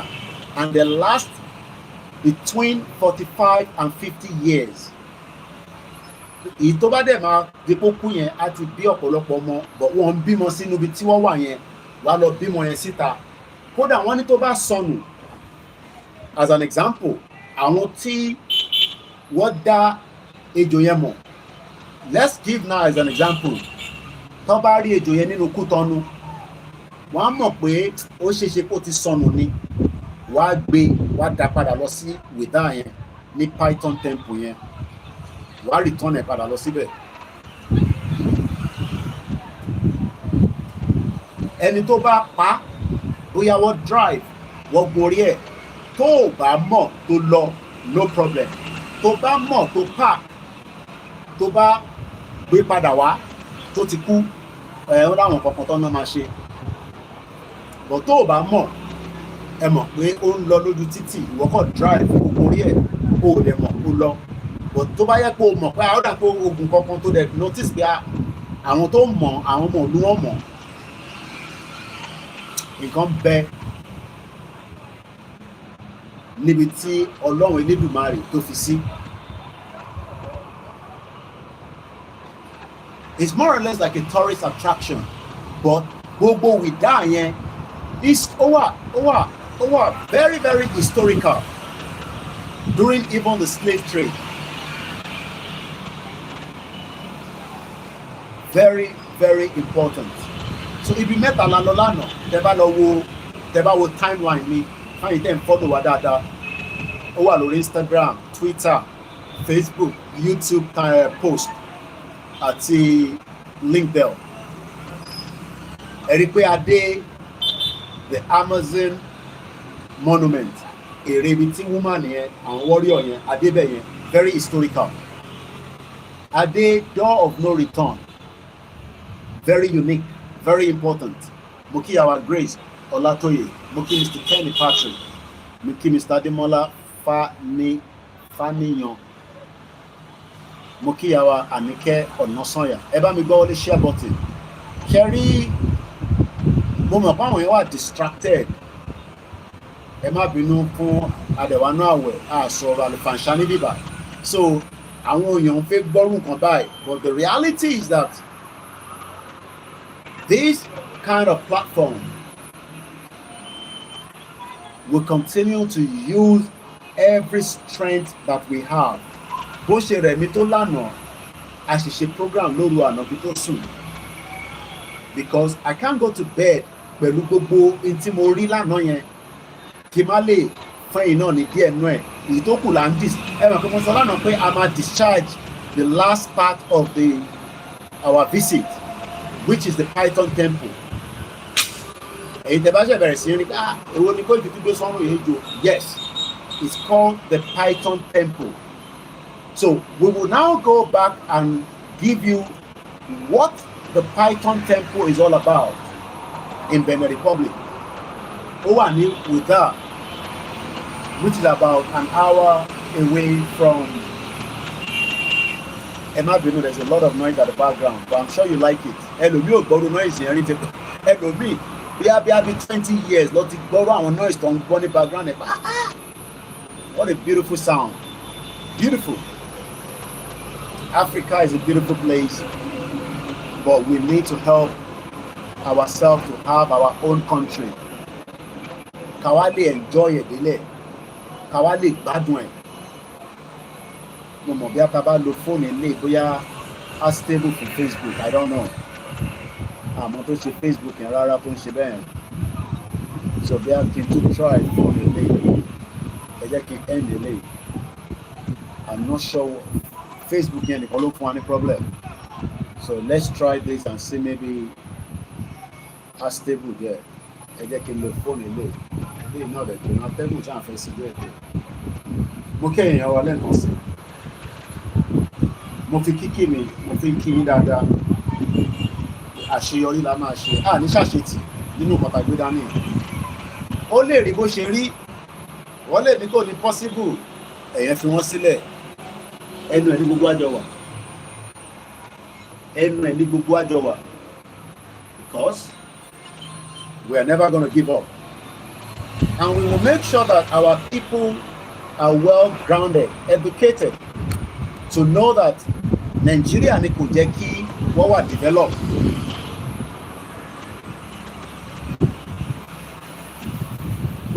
Nigeria òun ni kò jẹ́ káwọn èèyàn wà develop. So you can continue. Let's hope that this one will be stable a little bit more than the others. Nothing come. Mokinyo. Àwọn òyìnbó ti gba a lot kúrò lọ́wọ́ wa, and we need to return back to where we are before. And the beauty about Benin Republic is that Christian is here, Muslim is here, how it is meant to be.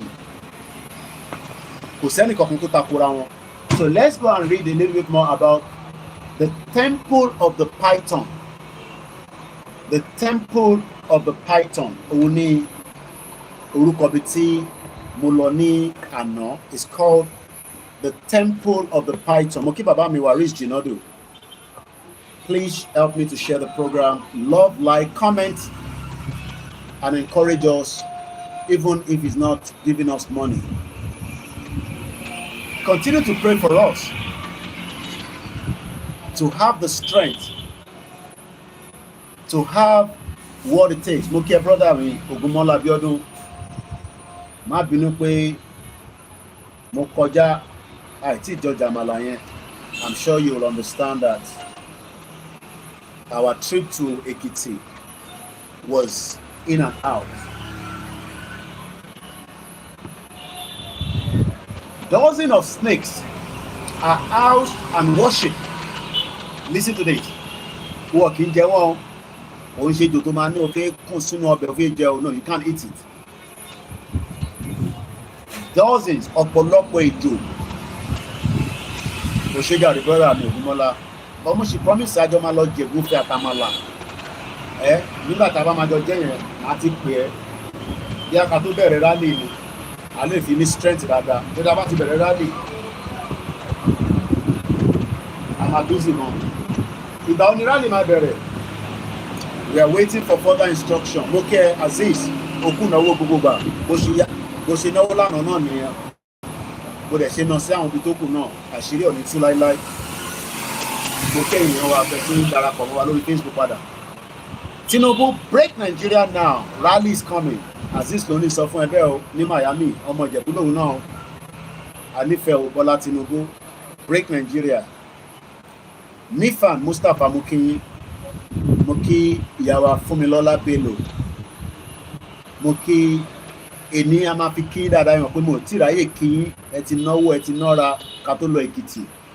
Akọ̀dẹ̀ ń bá program lọ ni ó yẹ ká ti kí mo fẹ́ kẹ́ máa wo máàpù mi lẹ́yìn ṣe láìkì máàpù tí Yorùbá náà gbọ́dọ̀ wà nú ẹ̀yìn lágbára Ọlọ́run so ẹ yẹ ká sáré ka kíní díẹ̀ sí so ẹ jẹ́ kí n kàn fi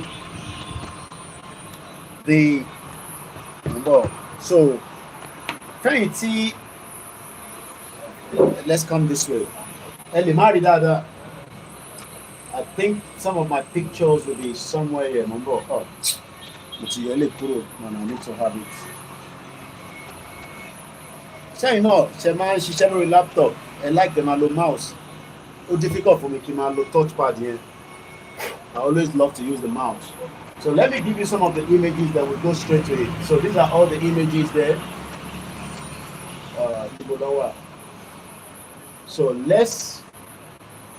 So these are the snakes, as you can see there. So all these that you can see there, these are all the snakes.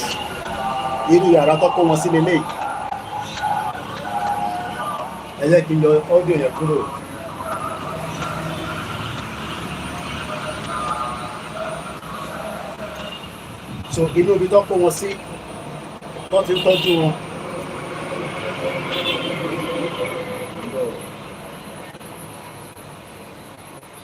Let's play it again. So what you're watching there is where they are all kept. Nothing is wrong, you know, whether you are a believer of this or not is not the problem.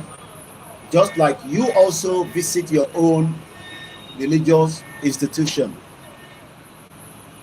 Tinubu divide Nigeria now. So nígbà tí mo kọ́kọ́ touch it, very cold, nígbà tí nǹkan tútù báwo dẹ́ gbé sí mi lọ́rùn ìyàn kan tẹ̀ ní pẹ́rù bà mí ẹ̀rù ṣe máa bà mí wọ́n ní kàn géèyàn jẹ oríṣiríṣi èèyàn ti lọ síbẹ̀ tó gbé sọ́gbé sọ́rùn so kí láyà mi fi máa já fún so àbí ẹni tó bá ṣiṣẹ́ ibi lẹ̀ ló máa jáyà pé bí a tó bá débẹ̀ jọ máa ṣá ìjẹ àwọn tó ṣiṣẹ́ bí àwọn politician àwọn lẹ́ẹ̀kọ́ lọ síbẹ̀ kó ṣàyín jẹ àní fún yín ní gbogbo tó ṣẹlẹ̀ ní background èyí tí mo fẹ́ kẹ́kọ̀ọ́ mọ̀ náà la kàn máa sọ sí public ó yé yín àbẹ́yìn ẹ̀ ṣáà ní expect me kì í sọ gbogbo nǹkan ẹ̀yẹn kì í sókò lẹ̀. So what you are watching right now are images of, so that is me right there as you can see. So èmi nìyẹn bẹ́ẹ̀ bàbá lẹ́jọ́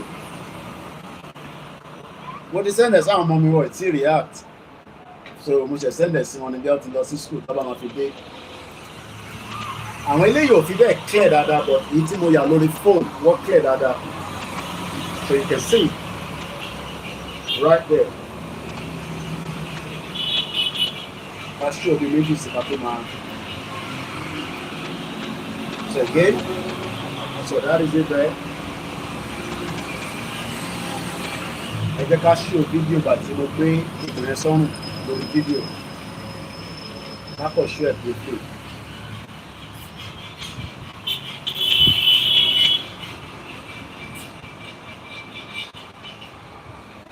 and we've already seen the door of no return ìyẹn lélẹ̀ gbogbo ala ti ríyàn already so that is the door of no return as you can see there nígbà ẹrú so the door of no return. So what you're watching there is gbogbo tó pa àwọn ẹrú gbà during the 17th, 18th, 19th century níbi kan tó ń pè ní Ouidah ní Benin Republic outskirts of Cotonou. Ẹ ṣé gan Mr. Adéwálé Abdulwasiu so ìyẹn nílé so ibi mẹ́ta la lọ lánàá ẹ túbọ̀ support iléeṣẹ́ yìí àwọn ibi tá a fẹ́ lọ́pọ̀ gan and we pray that kọ̀tà bá ti bẹ̀rẹ̀ rally àní lè ṣe gbogbo ilé mọ́ so ìyẹn ni mo ṣe try kó dẹ̀ tó di pé máa padà lọ sí London. Ẹ wo títì Benin Republic bó ṣe rí fún àǹfààní èyí tí mo sọ lẹ́ẹ̀kan pé ẹ wo títì yẹn the standard the structure títì yẹn ẹ wo títì wọ́n ṣí títì lọ bíi àlọ́ọ̀nì yìí ó ń ṣiṣẹ́ lọ ó ń ṣiṣẹ́ ó kùnà kódà bàbá tó gbé wa lọ lánàá sọ fún wa pé ibì kan wà wọ́n ní kódà tó bá sọ pé ibẹ̀ yẹn ó lè wà motorable wọ́n náà wọ́n máa jiyàn wọ́n ní tàgbọ́n sọ di express very beautiful so now one more video and then I'll continue program here. See,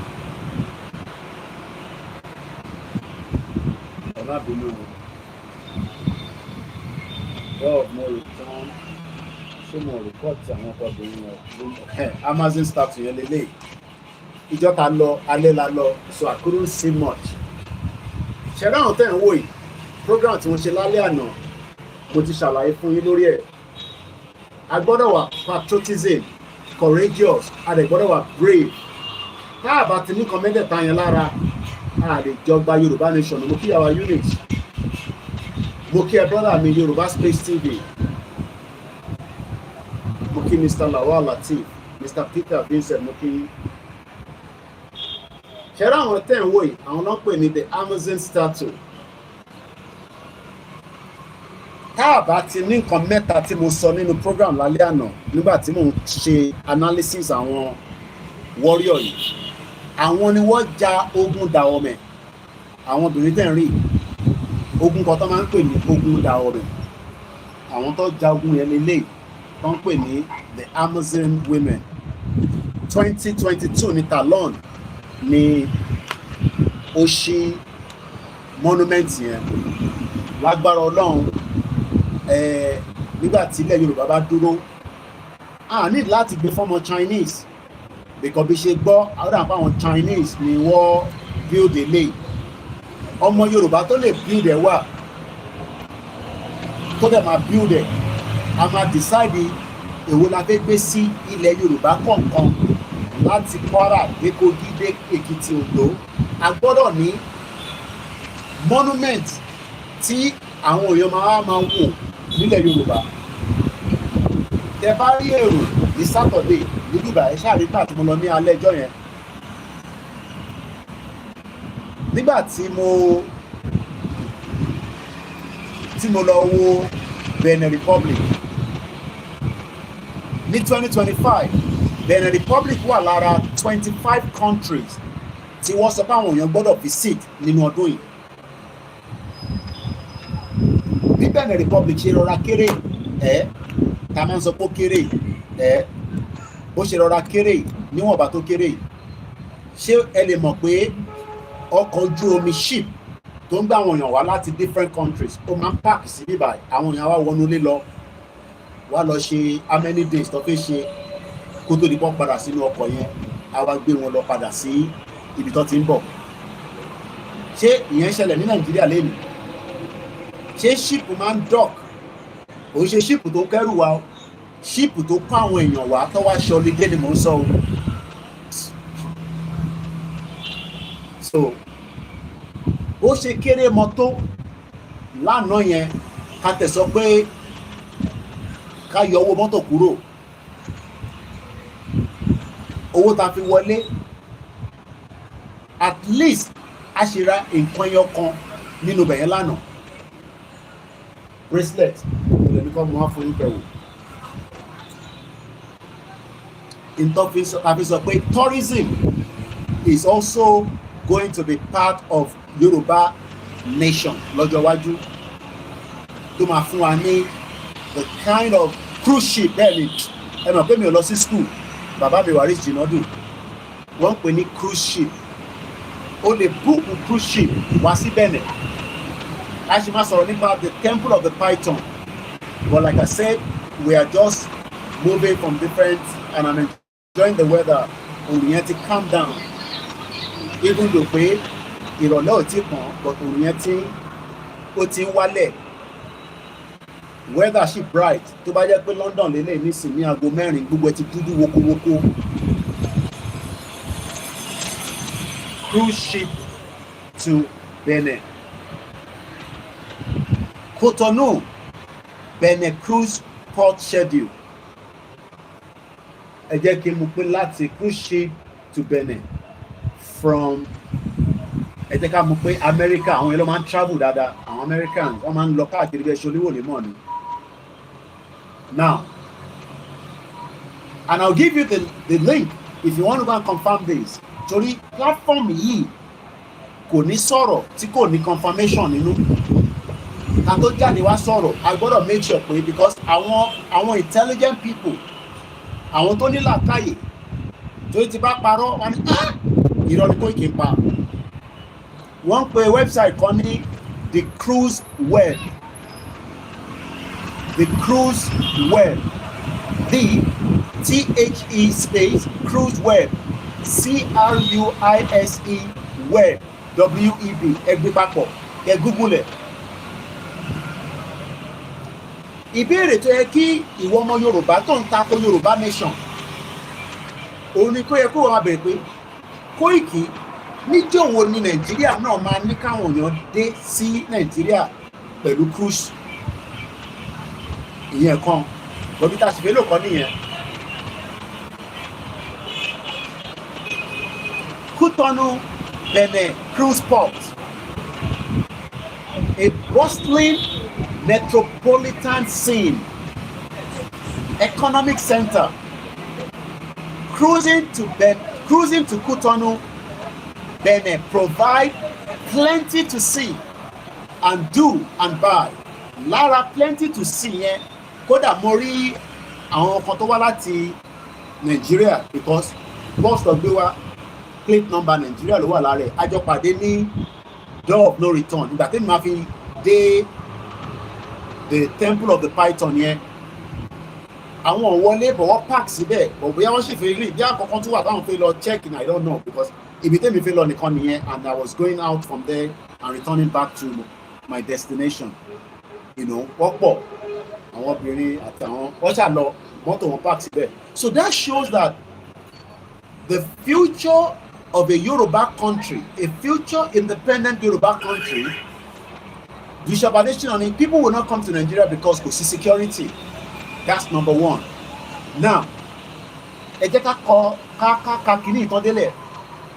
The bustling metropolitan scene, the economic center, the cruising to Cotonou, Bénin, provide plenty to see, do, and buy. One of the largest ports in the West Africa, the largest city in Benin, and the seat of government, Cotonou, is in the southeast part of the country, between the Atlantic Ocean and the Lake Noku, spelled N-O-K-U-E. Atlantic Ocean yẹn ni wọ́n ń gbé àwọn ẹrú gbà láti Ouidah ní 17th, 18th, 19th century. It is also located east of Togo and the west of Nigeria. Contraction, useless. Tí wọ́n ta rice ní Cotonou ní 48,000 naira. Tó bá dẹ̀ ti cross the border, adájọ́ táwọn kan fi ń ṣe oríṣiríṣi jàǹbá. Àwọn wàá lo agbára, wàá gbé rice wọlé sínú Nàìjíríà at cheap price. Wàá wá tà fẹ́yìn tẹ̀ wọ́n lé ní more than double. Mo kí ìyá mi dáadáa Adéṣọlá Oríọlá mo fi ọ̀dárúkọ yín. Mo kí Mr. Kim Ọládòsù. Mo kí àrólé Odùduwà káàbọ̀. À ń sọ̀rọ̀ nípa ìrìn àjò mi lọ sí Python temple níbi tí mo ti gbé ìjò sọ́rùn. Ibi mẹ́ta la lọ lánàá. Adé monument Amazon àwọn obìnrin Dahomey. Adé door of no return. Door of no return yẹn is similar to point of no return ní Gbàdágìrì. Adẹ̀wá lọ sí the Python temple. Ejò yàn kì í ṣáyàn jẹ kò ń jẹyàn. But wọ́n ní akọ ẹ̀ ìyàn ń gbé nínú ibẹ̀ yẹn. Inú igbó nìyẹn máa ń wà. Tí yẹn bá pàdé ẹ̀ ó máa ṣá ẹ o. Àlejò yẹn kò ń ṣe pé bàtà gbé sára. Just calm. Ẹ̀rí kò ń ṣeré lọ lẹ́yìn mi. Ilé ìdáhùn kò ń ṣeré. Wọ́n kàn sọ fún mi pé lítà máa lọ fídíò mi pé ó kàn ṣe fàájì lọ lẹ́yìn mi ni. Fídíò yẹn ṣì ń load. Ìyẹn lè ṣe tí rí lórí channel mi. Now, kí ló dé tí Nàìjíríà ò jẹ́ ibi táwọn èèyàn fẹ́ wá láti wá ṣọlidé? I am not talking about Nigerians, I'm talking about foreigners. Kọ́ máa wá ní bọ̀kúbọ̀kú, kọ́ lọ Èkìtì, kọ́ lọ Ondo, kọ́ lọ Ogun State, kọ́ káàkiri gbogbo ilẹ̀ Yorùbá. Kí ló dé táwọn ṣe bẹ́ẹ̀? Torí pé the security. Even the Nigerian police that are supposed to create safety for people will be harassing the crews, extorting money from them, according to Bishop Adesina. Ìbéèrè tẹ́yìn ìbéèrè yẹn ṣé mo ti tí rí picture látàárọ̀. Àwọn àtàná gbéjò sọ́run ẹ̀ tún béèrè pé ṣé mo gbéjò sọ́run. Ẹ má kí n bá yín jà brother mi. Yes, agbéjò yẹn sọ́run. A ti ṣó wọn lẹ́ẹ̀kan. Ẹ má kí n tún máa padà máa gbé laptop yẹn wá láyìn tí pọ̀. Ẹ lọ sórí gbogbo page yẹn rí bẹ́ẹ̀. Now, kí ló mú àwọn èèyàn wá sí bíbáyìí? Originally a small fishing village, the area was seceded to the French in 1868 during the Berlin Conference. Àwọn French wọ́n gba bíbáyìí mọ́ wọn lọ́wọ́. Àwọn Britain wọ́n gba Nigeria, wọ́n gba Ghana, French gba Mali. Mo kí yàwá Esther, mo kí gbogbo ẹ̀yin tẹ́ ń wò wá, mo kí Mr. Darlington. Tó o bá gbọ́ Yorùbá, má bínú. Èdè Yorùbá là ń sọ ní bíbá. Mo kí bàbá mi Sunday Anjorin. Mo kí ẹlẹ́ǹkan sí brother mi Àrólé Odùduwà. Mo gbé ìjò yẹn sọ́rùn. A dẹ̀ ti ṣàdúrà níbẹ̀. Ó yẹ yín ilé àṣẹ ni ibẹ̀ yẹn náà.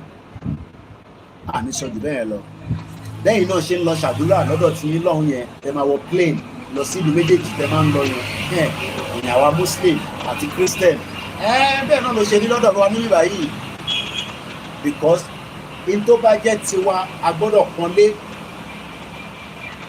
a dẹ̀ gbọ́dọ̀ ṣe ọ̀wọ̀ fún kó o dẹ̀ lè sọ pé òde pé ó kéjò yẹn bá kú o lè sọ pé ìjókòó wà ní ó wájà nígbà tá a bá ní ọba wájà o lè sọ nílẹ̀ Yorùbá pé ọba kú àti sọ pé ọba kú nílẹ̀ Yorùbá.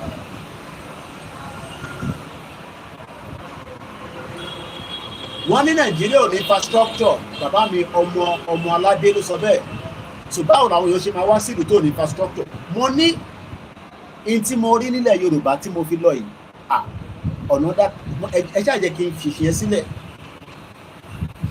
it is completely destroyed bóyá deliberately ni o bóyá I don't know but these same criminals ẹ má bínú pé mo tún move away from there because mo kàn rántí pé nígbà tá a fi bẹ̀rẹ̀ program lẹ́ẹ̀kan ìbòrí ṣé ó jẹ́ kí ìbòrí ṣì lẹ́nu nínú Nàìjíríà ta ló mọ James Ibori how many people remember James Ibori mo kàn fẹ́ wò bí àwọn èèyàn mọ ẹni tó ń pè bẹ́ẹ̀ tẹ́ ẹ̀ bá mọ̀ ẹ béèrè lọ́wọ́ mi màá sọ díẹ̀ o ṣẹlẹ̀ yìí tẹ́jọ́ ọmọ Yorùbá pẹ̀lẹ́ mi tá a bá kúrò ní Nàìjíríà gbogbo àwọn ràtìràtì àwọn criminals àwọn la máa bá dòwò pọ̀ torí wọn ò ní jẹ́ kí development dé báyìí tí ọlọ́jọ́ máa fi dé ẹ̀mí gbogbo wa máa gùn kò sẹ́ni kankan tó máa yọ́kú ní gbogbo wa gbogbo àwọn tó dẹ̀ ti kú náà kọ́ lọ́n foríjì wọn but tá a bá kúrò nínú Nàìjíríà ex-convict James Ibori lobbies Tinubu to appoint Kingsman as INEC chairman àròlé Odùduwà ní ọmọ àlè olè dábàá ní olè 419 times 4 James Ibori ló ń pè bẹ́ẹ̀ one time governor Sahara reporter ó ní wọ́n ti ń ṣe bí wọ́n ṣe máa rig election 2027 ẹ ṣe gan ni ìyá mi kò Mr. Anthony Badejo ni he is a prisoner ìyá mi Ọlájíre Kókà ní Koiki is a very corrupt politician but ó ṣì ní say ṣe rántí pé nígbà tí Tinubu débẹ̀ tẹ bá rántí gbàrà akọ̀rí picture Ìbòrí ní àsọ̀rọ̀ kí ni Tinubu ṣe pẹ̀lú Ìbòrí ex-convict àwọn kan ní ọmọ ìyá kan náà làwọn méjèèjì ẹ má sọ bẹ́ẹ̀ ẹ má jẹ́ ká bú Tinubu ẹ rántí gbàgbà àwọn kan ní má yẹ ká bú Tinubu ẹ fi Tinubu sílẹ̀ kí ni Ìbòrí wá lọ́dọ̀ Tinubu Ìbòrí ó le Ìbòrí jàgùdà mo kíyà mi mo dúpẹ́ bẹ́ẹ̀ lò mo fi tọ̀wọ̀tọ̀ mo fi kí mà kíkí ni tèmi so gbogbo yín tá à ń dárúkọ à ń kí yín a fi ń recognize yín tá a bá dárúkọ yín ẹ má bínú Mr. Ogunmọ́lá Joshua mo kí yín Mr. Joseph Adesanya Ṣeun Balógun mo kí yín Razak Ọlásùnkànmí mo fi tọ̀wọ̀tọ̀wọ̀ kí yín ẹ má kí Mr. Abiodun ní yes I know James Bond is a chief army robber James Ibori lẹ́fẹ̀ẹ́ sọ olè jàgùdà Ajia Afisat àkú òǹgbẹ o àwa náà wà ní òǹgbẹ báyìí o ẹ má wọ tó wà ní kọ́ọ̀pù mi inú òǹgbẹ náà la wà mo kí ya mi ọmọ òun mi Adélẹ́yẹ àjọ ń gbàwẹ̀ ni ẹ jẹ́ ká fi Ìbòrí sílẹ̀ olè so ẹ jẹ́ ká padà sí ìrìn àjò wa lọ sí tẹ́ḿpù yìí kí la wá lọ kí ló ṣẹlẹ̀ kí ló sọnù mo kí Sheikh Khalifat Àràfá nígbà tí èèyàn Ọlọ́run bá ń sọ pé Koiki Yorùbá nation ní ánsà ṣe mọ̀ pé kò gbújà dání kò kódà Yorùbá nation ní kò má kódà a gbọ́dọ̀ ní mọ́ṣáláṣí tó fine gbogbo mọ́ṣáláṣí ti máa rí nílẹ̀ Yorùbá ń kọ́ tán nígbà tá a bá gba country mọ́ṣáláṣí yìí gbọ́dọ̀ ní air condition àwọn èèyàn ní láti máa charge fóònù ní mọ́ṣáláṣí tó bá wà nílé wọn wá charge ẹ̀ tó bá wá sínú mọ́ṣáláṣí wọ́n gbọ́dọ̀ wà nínú comfort zone wọn omi tẹ́mi fi ṣàlù àlá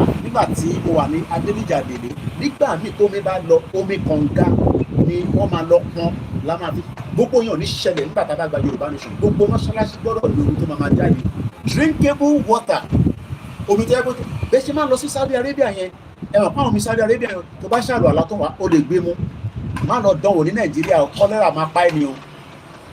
A ní mọ́ṣáláṣí ń jìyà nílẹ̀ Yorùbá. Ṣé tẹ̀wárí tó fọ́nì ni pé wọ́n recognize gbogbo àwọn Yorùbá pé Muslim ni wọ́n. Àwọn tó mẹ̀sìn ló máa ń pè wọ́n ní north. Mo ti gbàgbé orúkọ tó máa ń pè wọ́n. Kò fà àbí kinní kan. Káfíò. Wọ́n recognize Yorùbá. Gbogbo tó bá ń bọ̀ láti Saudi Arabia nínú Ramadan yìí nísìn ọ̀dọ̀ Sultan ló máa kó lọ. Sultan ló ṣe máa wò pé ta ni kóhun fún nílẹ̀ Yorùbá.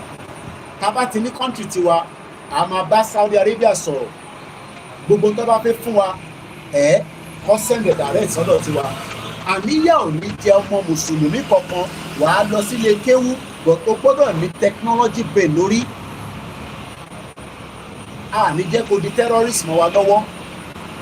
Gbogbo tí a máa kọ́ níṣẹ́ ìwọ ló máa jẹ́ expert nínú economy, nínú engineering, nínú research. Kò ṣe pé ìgbà tó bá ṣe tán wàá kọ́ wà nílé kéwú nìkan wàá wá máa wá bó ṣe fẹ́ ṣògùn owó. O ní láti ṣògùn owó. The same thing to the Christian.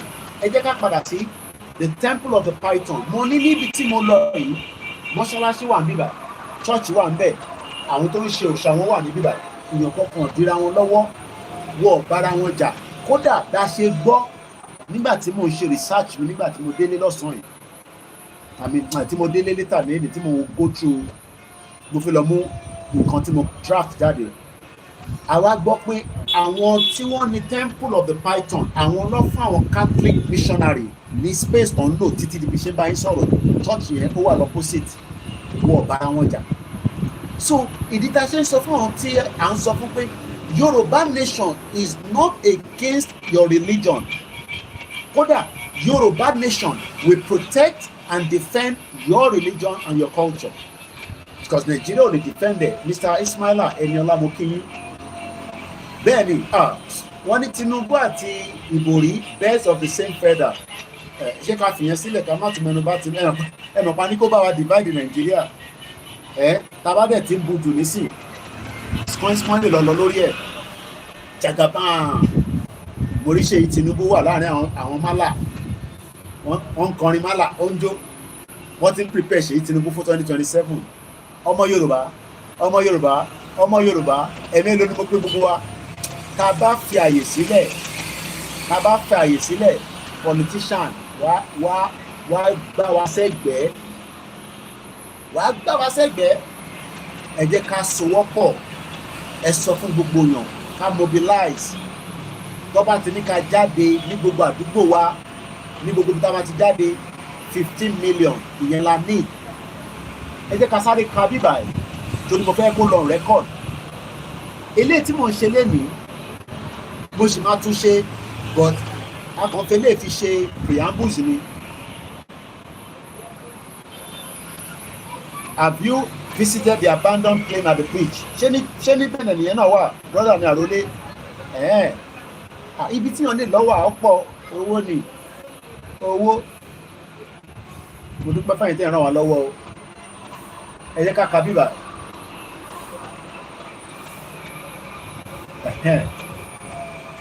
Koikimedia Visit to the temple the Python de Ouidah, Bénin. The temple has existed since 13th century. Ẹni ká bíyèsí Ọlọ́run, ẹni ká yan Ọlọ́run lọ́ba. Temple tí mo lọ yẹn, wọ́n ló ti exist. According to báwọn ìbò ṣe sọ nìyẹn ó ti máa exist before that time. Wọ́n ló ti exist for 13th century. Báwo la ṣe lè break down 13th century tó lè yé àwọn èèyàn? 19th century ni wọ́n create Nigeria. So ti yé yín nísìn. So tí bá sọ pé 13th century, 14th century, 15th century, 16th century, 17th century, 18th century, 19th century. So it's like pé 6 centuries kó tó di pé Nàìjíríà wá dé níbi tí mo lọ yẹn, ibi tí so can you imagine the reason tá a ṣe sọ pé a lè remain nínú country tí àmọ́ kúlẹ̀kúlẹ̀. Lóòótọ́ Tinubu máa sọ fún wa pé Nàìjíríà máa wọ̀, kí ni kàn wá pẹ̀lú Tinubu? Bí Tinubu ṣe wà ní nísìn, mo dáṣẹ̀ ní 100 years, mo fún 100 years lé lórí. Tinubu ò lè sọ fún wa pé torí òun jẹ́ president, ká má béèrè fẹ́tọ̀ wa, ká má béèrè fẹ́tọ̀ wa, nǹkan báyìí làwọn máa ṣe fún wa, àbí nǹkan báyìí làwọn ní ṣe fún wa. It does not matter. Àwa la gbọ́dọ̀ ní nǹkan mẹ́ta, torí pé nothing will come easy. Nínú group àwọn General Trustee náà mo gbọ́ voice notes kan, ẹni ṣó possible ká gba Yorùbá nation kí ìtàjẹ̀sílẹ̀ máa wà. Personally, èmi ni mò ń sọ tèmi o. I am not speaking on behalf of Koikimedia. Ẹ lè gba Yorùbá nation tí kò ní sí ìtàjẹ̀sílẹ̀ o. Fact ni mo sọ yẹn. Because tá a bá wọlé Yorùbá lẹ́nu, ìtàjẹ̀sílẹ̀ ti wà, ó dẹ̀ ṣe ń lọ lójoojúmọ́. So kí lẹ mí pé a máa gba Yorùbá nation kò ní sí ìtàjẹ̀sílẹ̀? Ìtàjẹ̀sílẹ̀ ti exist nílẹ̀ Yorùbá, kò ń ṣe lánàá, kò ń ṣe lẹ́nu, kò ń ṣe ní gọ́ọ̀mẹ̀ntì Tinubu o, because a lè blame gbogbo ẹ̀ ní Tinubu lórí. Ìtàjẹ̀sílẹ̀ wà pẹ̀lú mo kí ẹ̀gbọ́n mi Kúnlé Ṣítà. Ìtàjẹ̀sílẹ̀ wà during Buhari's government. Kí lẹ wá mí pé a fẹ́ gba freedom kò ní sí ìtàjẹ̀sílẹ̀? Why ìta ṣe wà táwa wà brave láti sọ òtítọ́ fúnra wa? Buhari pa 28,000 Yorùbá people, àti wọ́n ṣe ń béèrè pé ṣé kò ní sí ìtàjẹ̀sílẹ̀ ká tó gba Yorùbá nation? Àwọn 28,000 tó kù yẹn kọ́, níbo la máa kọ story tí wọ́n sí? Mr. Gbénga Owólabí tó pa kò ń ṣètàjẹ̀sílẹ̀ nìyẹn. Rachel Ọ̀pádélé tó pa, Tolúlọpá Rótilé, Jùmọ̀kẹ́ Oyèlékè, Pẹ̀lúmi, ìyá wa Bọ́láńlé Rahim tí wọ́n yìnbọn fún níjọ́ Christmas 2 years ago, àwọn tó pa nígbà EndSARS. So kí ni nǹkan táwọn ṣe ń sọ pé ṣé ìtàjẹ̀sílẹ̀ máa wà? Náà ká deceive ara wa. Ọlọ́run ni ká bẹ̀ pé ní ìgbàkígbà tá a bá máa jáde, kó má pẹ́ rárá, kí gbogbo ẹ̀ kó má pẹ́ kó tó di pé declaration máa dé.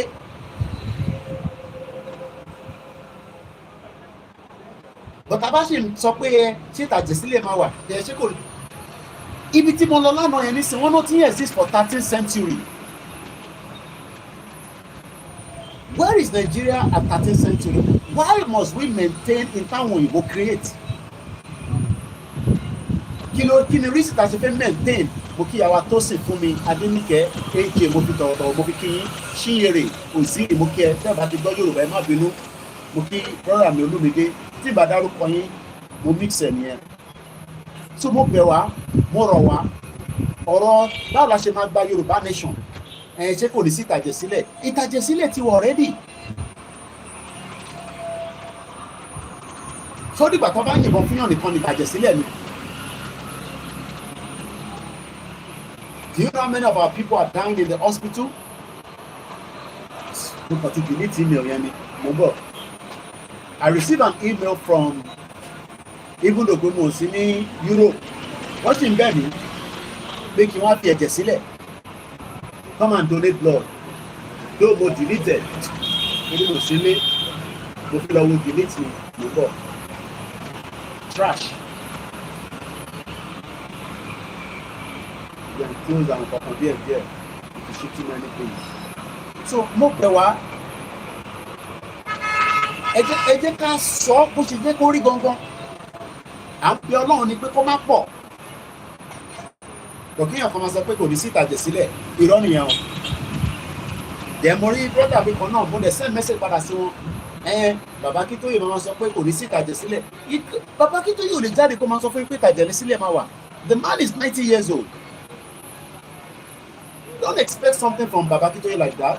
Èmi náà pray pé kí ìtàjẹ̀sílẹ̀ wà, but ìtàjẹ̀sílẹ̀ ti wà already. Àfi tá a bá ń parọ́ fúnra wa. So what I'm trying to explain to us is that we will not achieve Yoruba nation if we are not brave. We will not achieve Yoruba nation tí kò bá sí patriotism láàrin gbogbo wa. We cannot achieve Yoruba nation tá a bá wà courageous. Yes, we will be very careful. We can be very strategic. Àwa Yorùbá la nìyẹn lọ́wọ́, and we are thinkers. The politicians are already worried that, hey, they are not. It's not me that they are worried about. They are worried about every one of us, because I keep telling them. Somebody was on the broadcast that I was going to this event yesterday when the call came through. And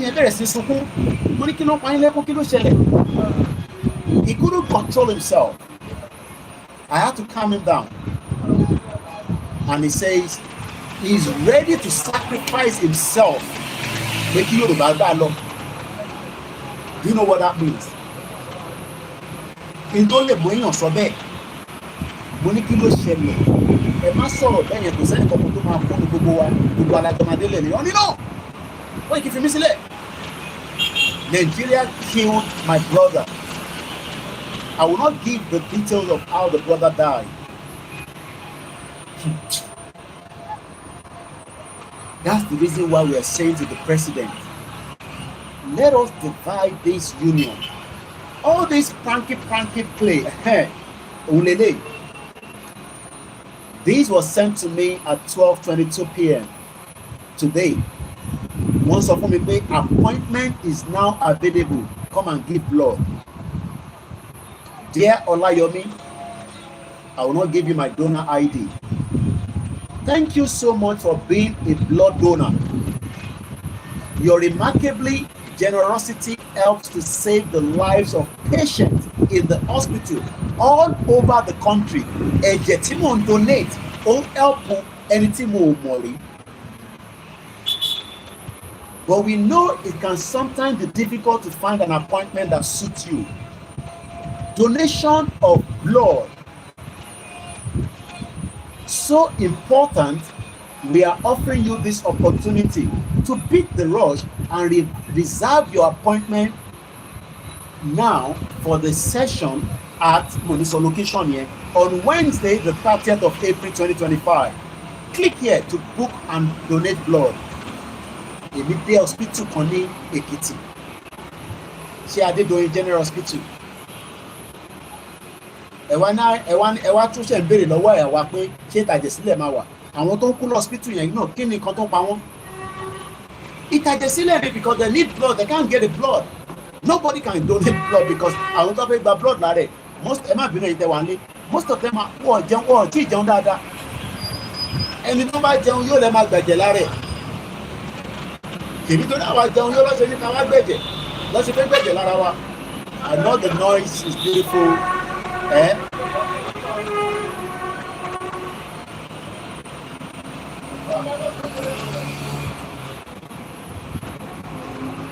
Ṣé ẹni tó ì tí jẹun, mo kí Mr. Ọlábọ̀dé, Mr. Ọláníyàn Ọlátúnjí, mo kí ẹni tó ì tí jẹun yó, tí kò ì tí jẹun, tó bẹ̀lẹ̀ food, a lọ donate blood. It's not possible. These are the reason why we are saying the question is about, can Tinubu divide Nigeria and there will not be bloodshed? That would be the fantastic way to exit Nigeria. But if Tinubu is talking about 2027, which, according to Sahara Reporter, there is a plot to rig 2027 election as ex-convict, Ibori, Olele, and Elomi Omenton Kweni Ibori Lele, criminal. That is Ibori there. Ex-convict, Ibori and Tinubu, Ole. Ṣé Kanele náà, Kàfẹ́lẹ́ sílẹ̀, Jẹ̀ràfíkà kan lọ́wọ́ ilé, but ilé ex-convict, Ole, criminal. They are already plotting on how to rig election in 2027. 2 years. They are not talking about how your life will be better. They are not talking about how your life will be great, how there will be emergency kit at the hospital. Because my visit to one of the hospitals in Ekiti State, I'm asking the question, we have already got blood flowing in Yoruba land. So, freedom that we want, we have three things to achieve it. There will be less blood. We have to be very determined, bravery, courageous, and patriotism. If we don't, Emma Bino on Facebook, I don't know what is happening.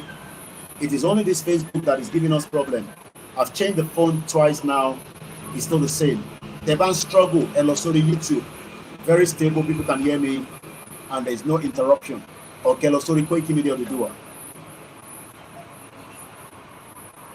According to Sarah Reporter, learned that now Ibori, James Ibori, a criminal that stole money and took it to London. He was living in Dorset. I've talked about this before. Dorset may become a Timara computer product. While Ibori starched pound sterling, nígbà tó náà poster, àwọn ọlọ́pàá was asking, báwo ni lè ṣe ní owó tó pọ̀ tó ìdínú ilé? These are criminals. Criminals. And they are still the same people dictating to you and me. Now, the question is, ṣé àwọn wà brave jù àwa lọ ni?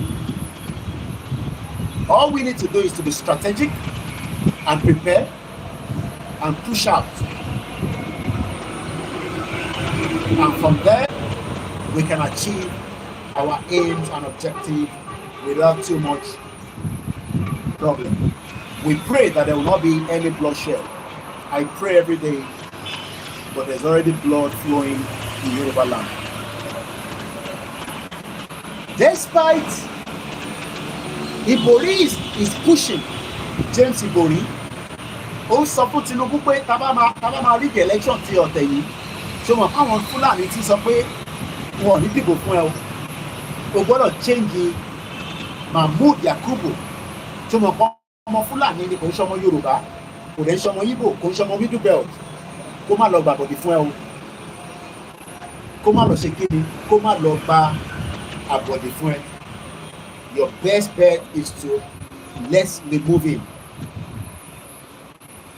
This is where the politicians are strategizing. And we also need to strategize. But when people come and now tell you, sir, Yoruba nation, we Atiba country, and all this bullshit, all this nonsense, and all this distraction, yet they have not got no plan on how we are going to exit. Well, we follow instruction. Moki, Mr. Godwin, Ayola. There is no Yoruba politician that wants Nigeria to break. And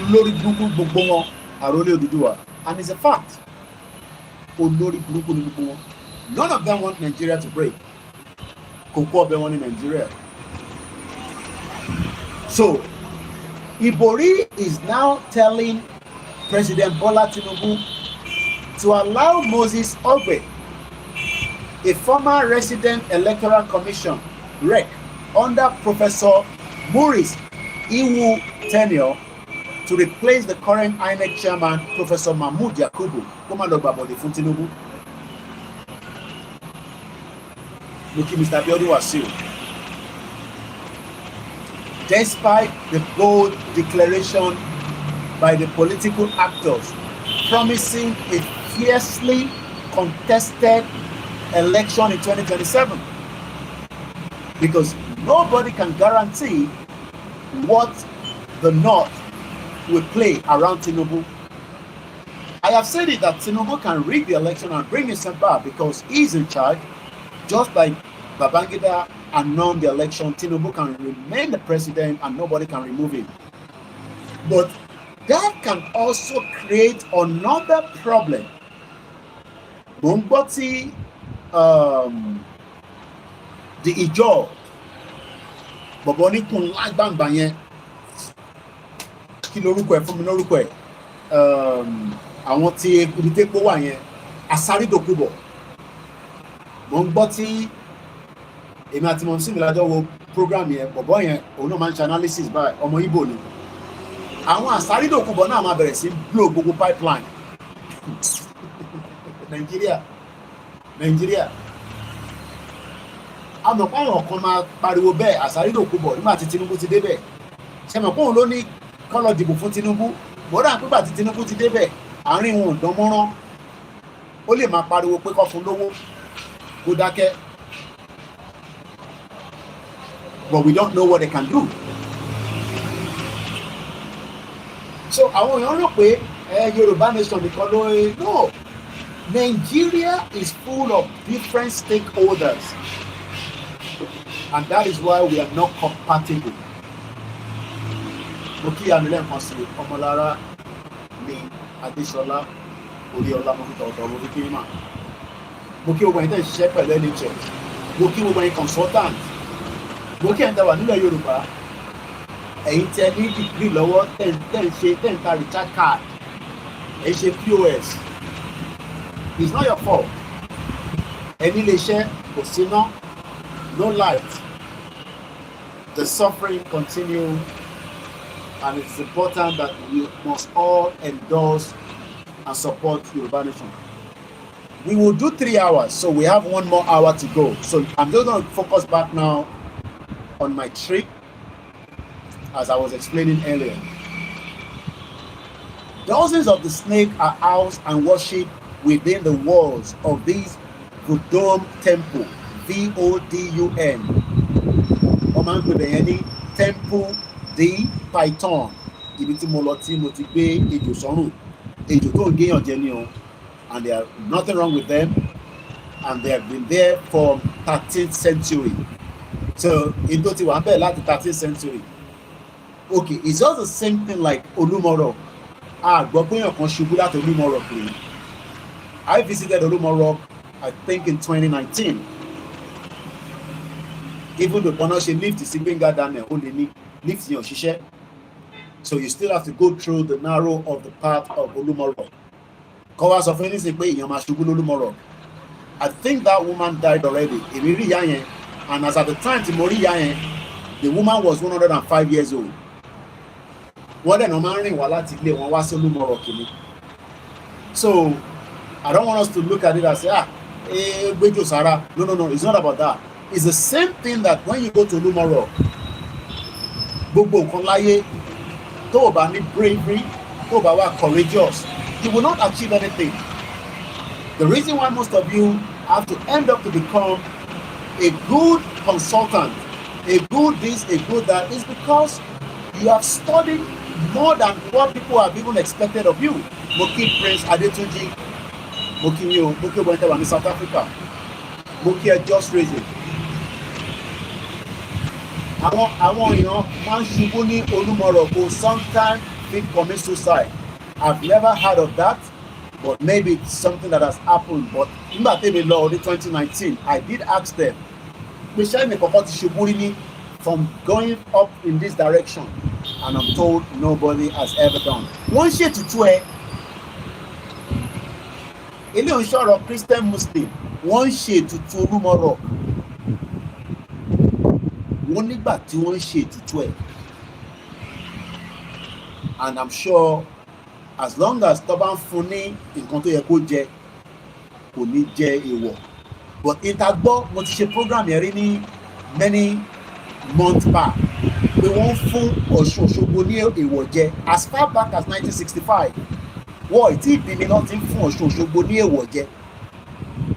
You can see that these people are wicked. Lift yẹn ò ṣiṣẹ́, lift Olúmọ̀rọ̀ yẹn, wọ́n ní Gbénga Daniel engineer ni. I visited Olúmọ̀rọ̀ in 2019, and I did ask them, wọ́n dẹ̀ sọ fún mi pé èèyàn kankan ti ṣubú rí. So let's go further. So it's just the same thing. These are also places that they have to would that fúnra rẹ̀. According to bí mo ṣe gbọ́ ṣe sọ fún wa o, that particular area ní gbogbo Benin Republic is one of the ibi tí òòṣà àti culture àti àṣà tó wà represented òun ni with that. Mo kí lẹ́ẹ̀kan sí Prince Adetunji mo fi tọ̀tọ̀ mo fi kí n sà. Prince ò kí n ṣe birth name, àwọn ọba lọ́la nìyẹn. Ọlọ́run á jẹ́ kẹ́ jọba o, ẹ bá ń ṣàmì ẹ̀. Mo kí ẹ Bishop Adesina. ẹ má bínú àwọn tó ń lọ, ẹ mọ̀ pé location àwọn ọlọ́kadà onímọ́tò kò dàbí UK so but I love it, it's beautiful. Now let's move swiftly because I need 1 more hour to the end of this program.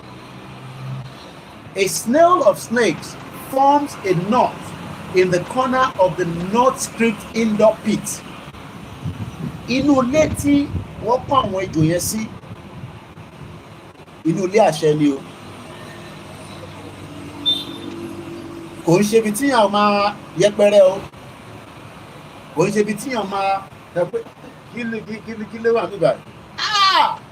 Á ṣe bẹ́ẹ̀ o, in case tí wọn náà bá fẹ́ lọ́mọ ṣe ń sọ fún ẹ o.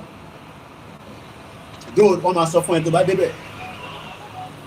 Kò ń ṣe ilé akọ̀wọ́bẹ̀ kí ló rí gbígbá. So I am just telling you because you are not there. This is what I have been told. And looking at what we have just read now, that place has been there since 13th century. Kò tí sí Nigeria as a 13th century. Ilẹ̀ Yorùbá ló sì ń jẹ́ Ọ̀yọ́ Empire, Ìjẹ̀bú Kingdom, Èkìtì Kingdom, this kingdom, whatever kingdom.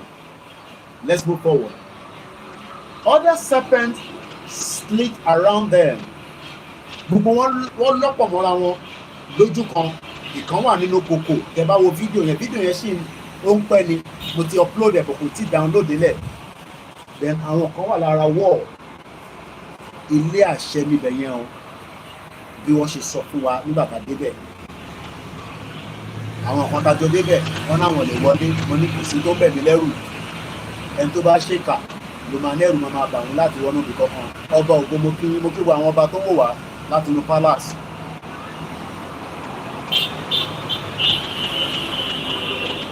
Lóòótọ́ kò sí bó ṣe lè kọ́kọ́ rí kíní yẹn ó lè wà intimidating bó ṣe máa rí nìyẹn tá a bá jáde fún rally. Àwọn military jáde force máa jáde kí wọ́n máa jáde intimidation lásán ni. Àwa gbọ́dọ̀ wà courageous, a gbọ́dọ̀ wà brave, a dẹ̀ gbọ́dọ̀ wà patriotism. Interfere yẹn la máa dúró lé lórí. Our demands must be met in 2025 if we all come together this year. Èmi nìkan ò lè dá ṣe, Ìgbòho nìkan ò lè dá ṣe, Bàbá Akíntóyè ò lè dá ṣe, YSM ò lè dá ṣe. We must contribute. Ẹ̀yin tẹ́ mọ̀ pé ẹ̀yin lè wà fún rally, then ẹ gbọ́dọ̀ contribute because owó tẹ́ bá contribute ẹ̀ lọ́ máa fi mobilize. Ẹ bá dé sọ pé ẹ contribute ibi tó bá dé, mo sọ pé tó bá yẹ pé 500 ló bá jáde á dìjà gbòòrò tó bá lọ yíwọ́, but tí 15 million bá jáde so possible kó pa gbogbo 15 million. It's a question. Ṣẹ̀ṣẹ̀ ti rí yàtọ̀. So we must mobilize, we must prepare our mind, but a gbọ́dọ̀ wà brave. Tá a bá wà brave, lọ́bì kankan. Mo kí brother mi Usman, Masbi mo kí ẹ kọ́ ọjọ́ bí àná. Aṣọ ọ̀pọ̀lọpọ̀ ọdún láyé. Àdúrà gbà. Mo kí bàbá mi Usman.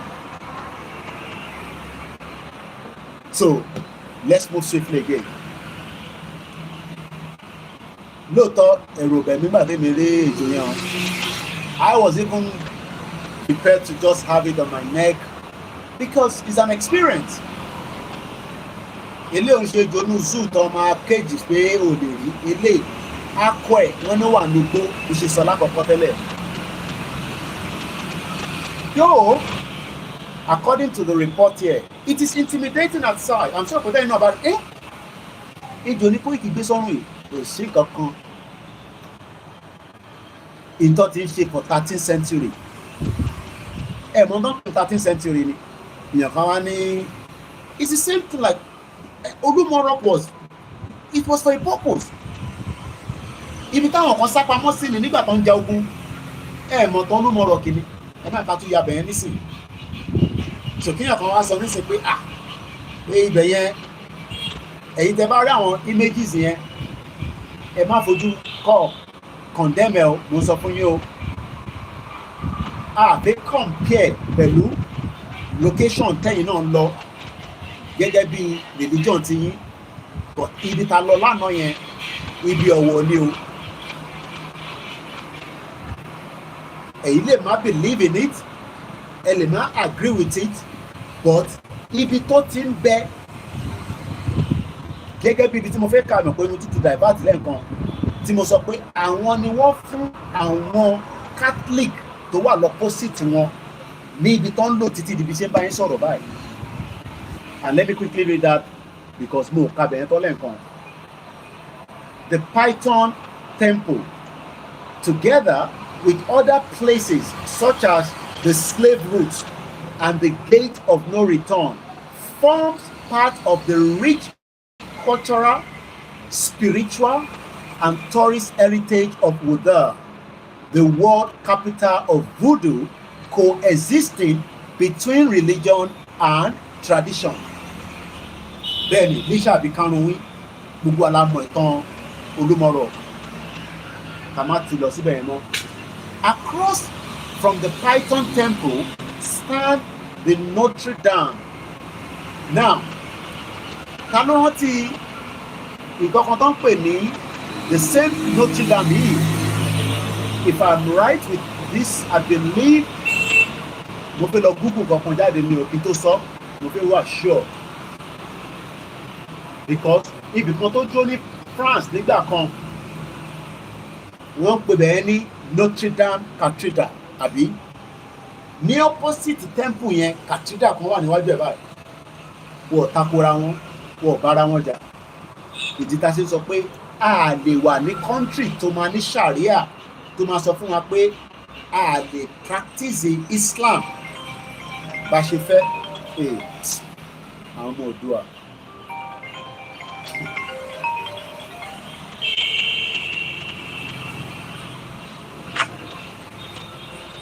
What happened, man?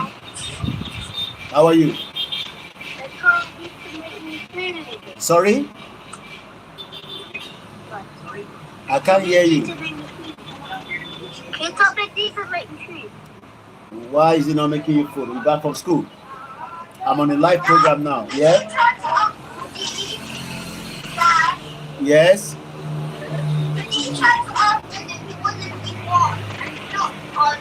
I can't hear you properly.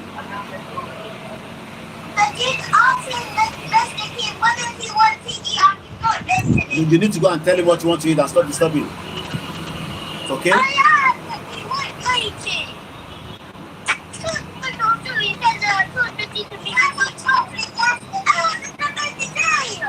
Alright, I'm on a program now, okay? Alright, love you, bye. So,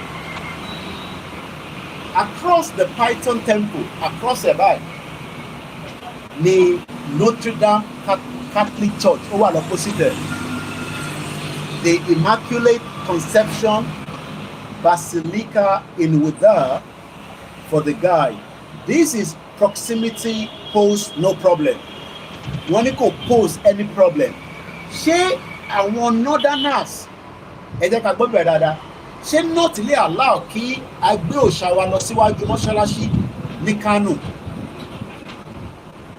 Ṣé a lè gbé òòṣà wa lọ síwájú mọ́ṣáláṣí ní Sokoto? Ẹ wo bó ṣe ń pa àwọn Christian nípakúpa. Mo kí Mr. Ọládélé Ọlámilékan, mo kí ní dáadáa ṣe gan ni. Ẹ wo Ayọ̀míkún Dámíjù, mo kí ẹ brother mi. Ẹ wo bó ṣe ń pa àwọn Christian. Kódà El-Rufai sọ, ó sọ ní èdè Haúsá, ó ní Christian kankan ò ní jẹ governor ní Kaduna. Do you know how many lives have been lost? We are not compatible with these people. Let President Tinubu divide the country. Tinubu náà ti dàgbà. Mo dẹ̀ sọ pé kí Ọlọ́run túbọ̀ lọ́rọ̀ ẹ̀mí ẹ̀, mo fún ní 100 years. But ní jẹ́ kó fi tiẹ̀ kó bá wa.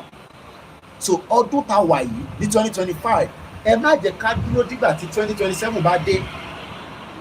Because tí 2027 bá dé, wọ́n máa rígi Tinubu wọlé. Òun ni wọ́n ti ń sọ ní inú pépà tí a kà tán yìí.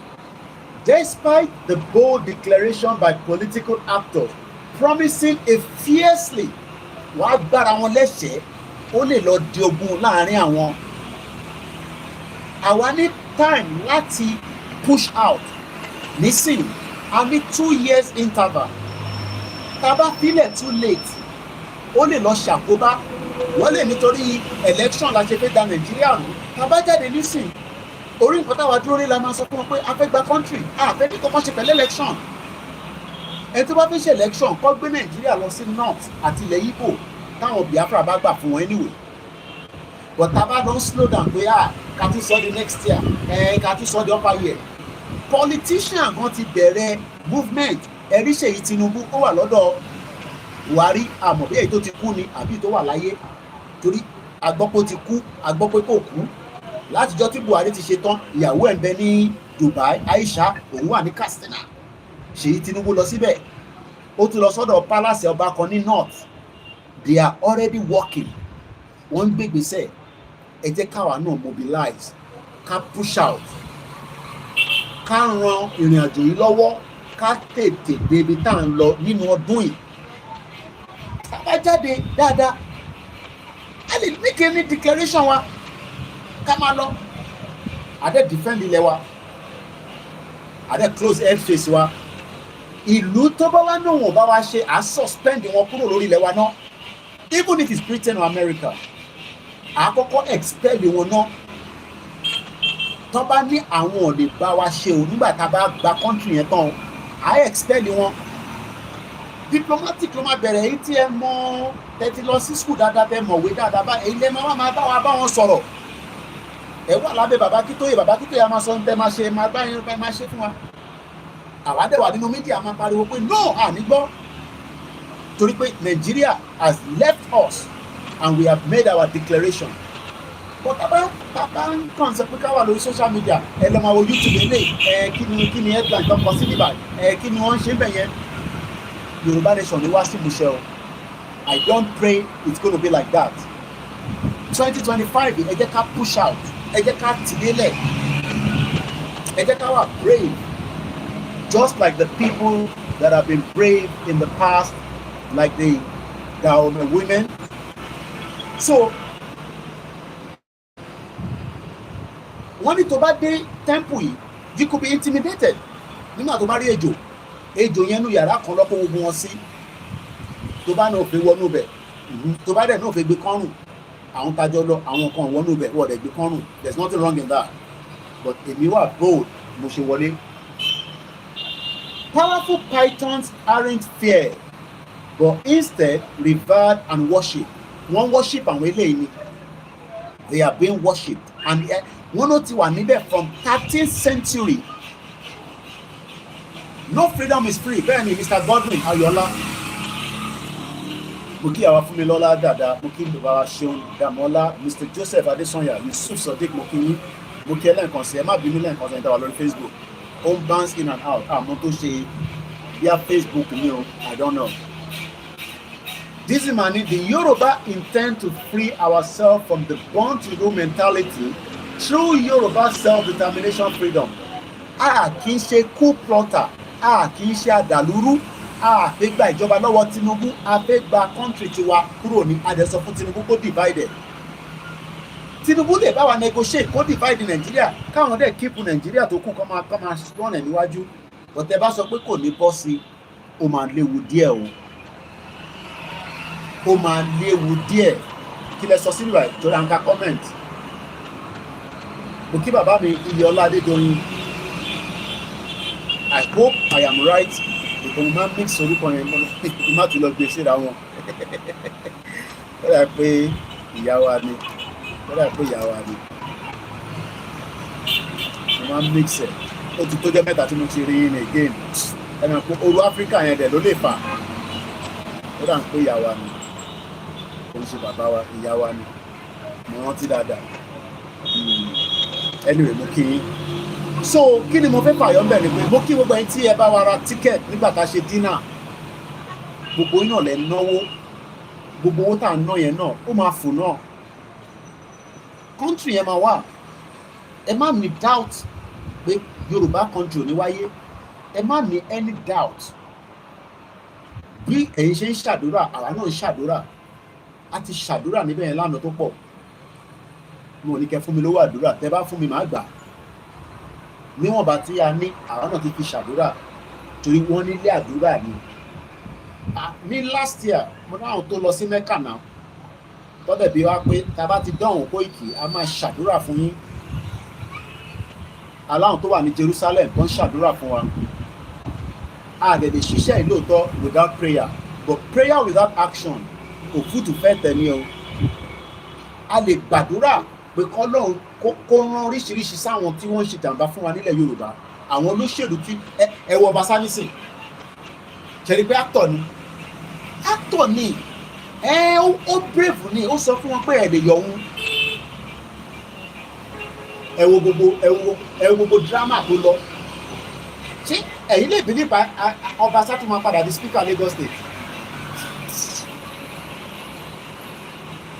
Mo kí ìyàwó Yẹmí Ọlájídé, mo kí ẹlẹ́ẹ̀kan sí brother mi Yorùbá Space TV, ẹ kú ṣẹ́sà.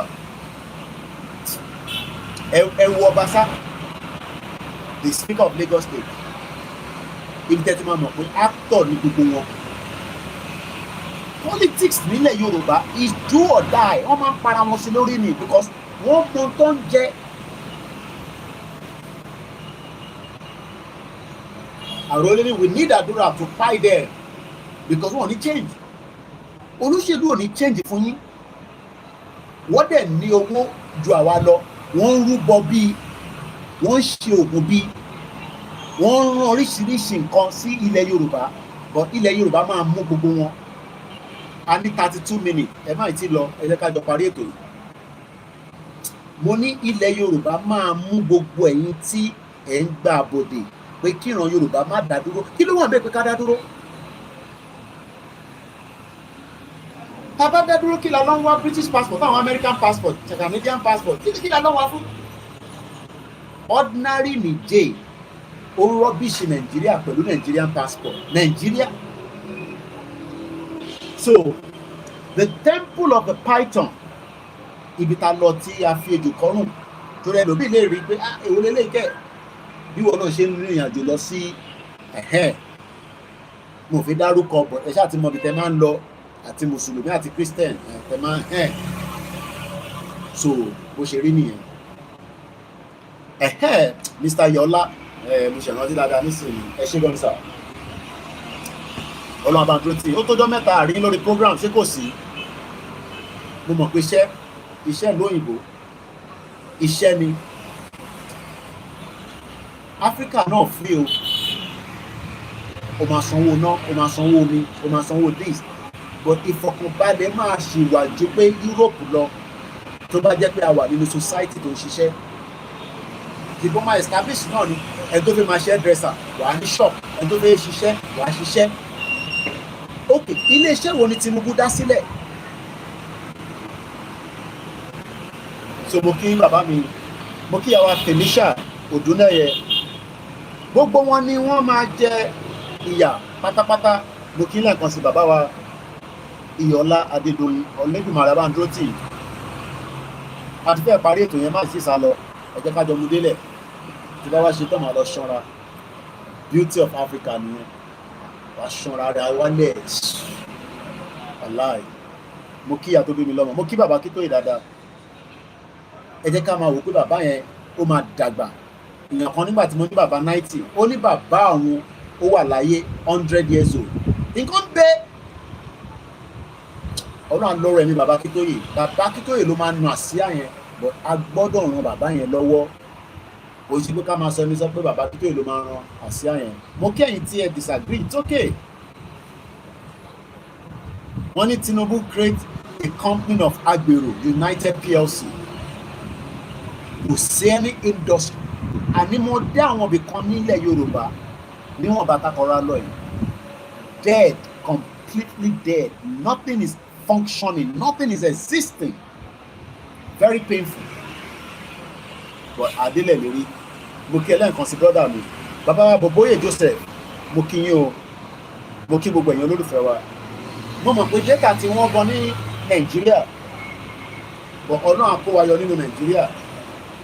Torí pé kò easy. Ẹ ràn wá lọ́wọ́, ilé-iṣẹ́ ní bíbá.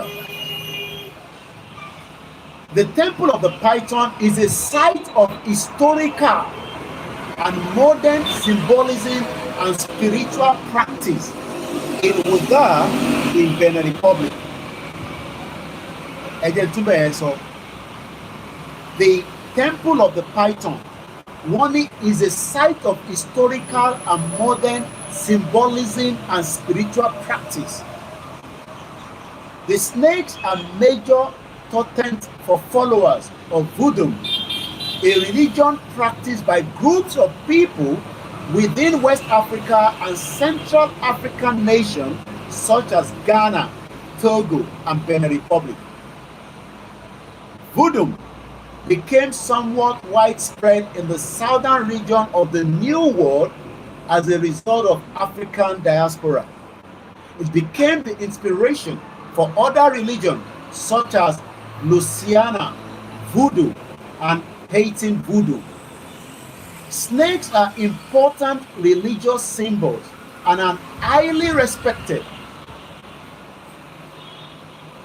Àti fi máa gbéra ńlẹ̀ tí wọ́n ti bá mi fa account number síta ẹni tó bá nídìí ẹ pè mí but ẹ gbọ́dọ̀ máa bá wa fi owó sínú YSDN ẹ̀rọ ọ̀ràn míyàn.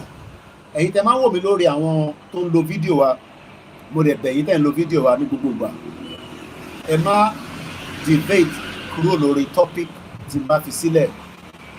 Ẹ má lo topic pé àwọn èèyàn máa wá wò yín lórí Koikimedia tẹ́ bá gbé síbẹ̀ but ẹ má lo topic tó máa dàbí pé èmi àti federal government ń jà àjà à ń béèrè ẹ̀tọ́ wa ni èmi àti Ọọ̀ni of Ifẹ̀ àjà bàbá mi ni wọ́n kábíyèsí o mo sì ń bọ̀ nílé Ifẹ̀ àjọ máa jẹyán níbẹ̀ lọ́jà àgbà Yorùbá nation together bàbá ẹ fún wa lówó OP account ṣiṣẹ́ First Bank ṣiṣẹ́ lọ́jọ́ ká parí bíbá rẹ̀.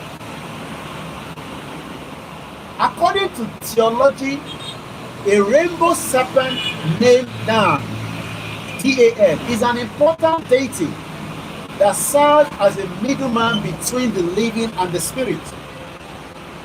Mo wà lórí ọ̀pọ̀lọpọ̀ mo ní sọ àwọn tá a máa ń wò lórí social media tó jẹ́ àwọn prayer but mo like bàbá mi bàbá wa Ṣẹ́gun Adébáyọ̀ Prophet Tibetan Pastor Jerry bàbá mi Pastor tó wà ní Ìbàdàn yẹn orúkọ wọn dẹ̀ sápá mi lórí nísìnyí CAC ẹni tó bá rántí orúkọ wọn tó wà ní Ìbàdàn mo like bàbá yẹn náà báyìí mo like Pastor Mayowa mo like bàbá Kéwúgbà Gold Imam Ọ̀fà àti bẹ́ẹ̀ bẹ́ẹ̀ lọ. Ṣe rí ariwo ti fi máa wá nísìnyí agbọ́dọ̀ tètè bẹ̀rẹ̀ sí lọ. Àwọn ilé náà Pastor Taiwo bẹ́ẹ̀ ni Prophet Taiwo Òjó ló ń jáde tó wà ní Ìbàdàn yẹn mo like bàbá yẹn gan. Bí ọba ń gbọ́ bí bàbá yẹn bá ń sọ̀rọ̀ níjọ́ Sunday mo máa ń like táwọn yẹn bá ń béèrè question and answer lọ́wọ́ bàbá yẹn Pastor Taiwo Òjó bẹ́ẹ̀ ni Prophet Taiwo Òjó mo lè máa wo wọn níjọ́ Sunday máa ń gbọ́ Pastor Jerry but in that sọ ni pé just to wrap it up torí noise tó máa wọlé àti pọ̀jù fún program yìí. We have everything it takes to exit now. Gbogbo kan la ní láti lè exit but a gbọ́dọ̀ continue láti máa engage à ń engage àwọn olóṣèlú wọ́n máa gbọ́wọ̀ nígbọ́ tá a bá ti jáde fún rally wọ́n lè máa fi máa wá bá wa ẹ wọlé lọ a máa yanjú ẹ̀ irọ́ ni o irọ́ tí a bá ti lè jáde fún rally ẹ rántí pé nígbà EndSARS ṣe ni Sanwó-Olú náà dàbí àwọn ọmọ yẹn tẹ́ bá rántí káwọn ọmọ yẹn wà níwájú government house Sanwó-Olú náà jáde òun máa bá wọn gbé lẹ́tà lọ ọ̀dọ̀ Buhari òun máa ṣe this òun máa ṣe that the same Sanwó-Olú àti Tinubu wọlé náwọn ọmọ nípa bí sójà ṣe jáde ní barracks tó wá pa àwọn ọmọ yẹn ní EndSARS ṣe mọ̀ pé Tinubu ya dànù ó sá lọ sí Paris ṣe rántí pé àwọn girls kan pé Tinubu tó ń bẹ̀rẹ̀ sí pé daddy you know are you gonna say Tinubu ò lè lóhùn ọmọ nípa bó ṣe wá sí toll gate nígbà EndSARS. So our coming out we have to be determined. Ṣàfẹ́ jáde briefly ni àbáfẹ́ jáde fully ṣàfẹ́ jáde fún ọba kékeré ni àbáfẹ́ fàájá ṣàfẹ́ fà ní long. We have to be brave, we have to be courageous, and we have to remove the fear. Tabakpo in unit. You cannot break something that is unit. But tó bá di pé àwọn ọ̀dàlẹ̀ ti wà láàrin wa tó fẹ́ infiltrate wa, mo dẹ̀ ti sọ mo ní tẹ́ bá rán tọ́ọ̀gì sáàrin wa a máa ṣe wọ́n mọ́ṣẹ́ ni o, because àwọn ọmọ tí a fẹ́ ń sọ pé àjọ máa jáde, we have said it clearly, nobody is coming out to destroy anything.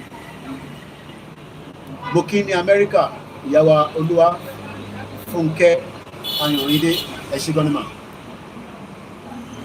àti Òdùmọ́sù náà lọ padà gbéyàwó ẹ̀ àtẹ̀dúpẹ́ pé wọ́n rí ìyàwó ẹ̀ padà.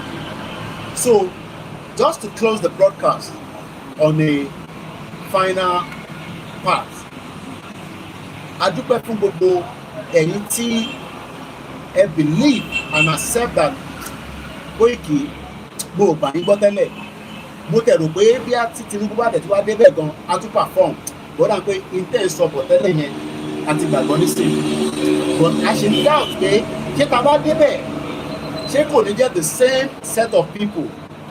Àwọn Sàràkí, ẹ bá rí Sàràkí, bàbá green snake under the green grass ni bàbá yẹn. Jẹ́rìí tí wọ́n máa lọ lẹ́fẹ̀lẹ́fẹ̀ yẹn irọ́ ni o. Ṣẹ̀nà tí kò ṣe senate president rí, irọ́ ni gbogbo wọn, they are all the same. Òun àti ìyàwó ẹ̀, just like bí Rẹ̀mí Tinubu náà ṣe máa ń ṣe nígbà yẹn. Ẹ wo Rẹ̀mí Tinubu nísìn, wọ́n pa àwọn ọmọ 35 kú ní Ìbàdàn. Mo rò pé Rẹ̀mí Tinubu tẹ̀ ní God láti travel wá sí Ìbàdàn kó tẹ̀ wá yọjú sáwọn family yẹn. Bí ó dẹ̀ wá bí àmọ́ òmò.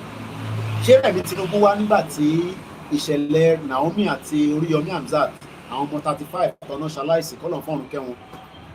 Ṣé Rẹ̀mí Tinubu travel wá sí Ìbàdàn? Kò lè wá. Nígbà tó ń ṣe north ni àwọn èèyàn ti kú. Torí gbogbo ọjà tó bá jó nígbà yẹn, I'm sure kó ló máa sọ fún ọkọ ẹ̀ pé yá fún wọn ní 50 million. I don't know. So ẹ má jẹ́ kí a fi ọkàn tọ àwọn olóṣèlú pé wọ́n máa deliver wa.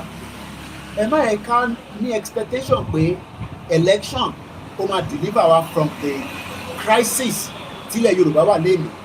What are the crises? There are many crises. Àwa compatible, àwa àti Igbo, àwa àti Hausa, Fulani, Middle Belt, but a lè jẹ́ neighbors. A sì máa ní cordial relationship, but a máa make sure pé gbogbo in tó bá máa ṣẹlẹ̀ Yorùbá come first. So I pray that all our effort will not go in vain. Lágbára Ọlọ́run. Mo kí brother mi just raising. Ó ní àwọn Nigerians gan kò expect kí àwọn olóṣèlú wa wọ́n dára, mad people. But the politicians are not going to do anything. It's a fact. Mo kí Fagbemileke, mo kí Ṣẹ́gun Honorable, mo kí gbogbo ẹ̀yin tí a rí lórí program for a while. Mo kí Yẹmí Fátókì, mo kí gbogbo ẹ̀yin tí wà ní Surulere. We are waiting patiently. I will see Prof again. We are praying and waiting that Prof will make an announcement.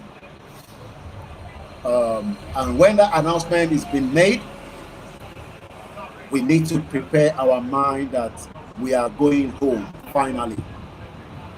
It's not going to be as easy, sorry, but we will go home if we all come together under one umbrella. My name is OLAYOMI KOIKI. If you have anything that you want to share with me, email are very simple. info@koikimedia.com. It will arrive at my desk. A lot of you always have feedback or advice. Koiki, Eshebai. I follow the instruction from the hierarchy of the movement. I am just creating awareness. I cannot say and tell us that Amalo should come by when Babakitoye has not said so. Tebamo advice wa, I can tell them, but I believe Babakitoye and his team knows what they are doing, and they will deliver us and give us what we are all umbengbewa òǹgbẹ kí ló ń gbẹ wá òǹgbẹ pé a fẹ́ gba country wa ká lè ní passport tiwa Yorùbá country wa ká lè ní currency tiwa ká lè build economy wa ká lè ní káwọn investors wá sórílẹ̀-èdè wa ká lè jọ ṣàṣeyọrí. All this is very possible and it is doable. But if we leave it too late more, it could be a disaster in waiting. And I pray that we will not leave it too late. And our quest and our demands will be looked into. Kì í ṣe jàgídíjàgan. Ọmọlúàbí ni gbogbo wa. Bọ̀bí bàbá Èkìtì ṣe máa ń sọ, àti bọ́ ọmọlúàbí yẹn, àti bọ́ sínú cupboard. Ọmọlúàbí yẹn tá bá gba country wa, àárí tẹ́nẹ̀ padà. These politicians are not people that you should give any accolade. They are criminals. 25 years. I'm watching the time. Am I worried? I think with 3 hours. It's 2 hours 41 minutes. For 25 years, that's in 1999. These politicians have promised us and promised us and promised us, and all those promises have not brought in nothing. All these promises have brought is disaster, pain, and until we say it as it is, Nigeria, it is too late, we need to let it go. And we mean it. We mean it that Nigeria needs to go so that our future and our lives and our dignity can be retained. We cannot retain our dignity and our rights inside in one Nigeria. Moki gbogbo wa o, kò sẹ́ni tí ó ń ṣiṣẹ́ jura wọn lọ, but I am the last man standing. Mo dúpẹ́ lọ́wọ́ gbogbo èèyàn wa fún àdúrótì fún bàbá wa. Mo sọ lóru àná, and I will use this to close the broadcast. 2021 ni mo ti wá sí Africa last, and as at the time tawa, I expect pé wọ́n máa fẹ́ pa Ìgbòho sílé. I expect wọ́n máa fẹ́ attack wa tá bá fẹ́ lọ ṣe rally lẹ́kọ̀ọ́. Gbogbo bí tá ti lọ tá ti ṣe rally, a dá ìjà sílẹ̀, a pààyàn, a ṣe nothing tó rú òfin Nàìjíríà. But nígbà tó di pé ó kù ọjọ́ mẹ́ta tá máa lọ sẹ́kọ̀ọ́, wọ́n wá ká Ìgbòho mọ́lé. Àwọn Yorùbá politician mọ̀ nípa ẹ̀, àwọn ọba kọ̀ọ̀kan mọ̀ nípa ẹ̀. Fúlàní definitely àwọn tẹ̀ fi pa ni pé nígbà táwọn tiwa ti fún wọn ní go ahead pé ọmọ yẹn ò kí ń gbọ́ràn, kò ní gbọ́, ẹ prepare, ẹ kó gbogbo nǹkan ogun, kódà ẹ gbé babaláwo dání o, torí a gbọ́ pé ó ní oògùn.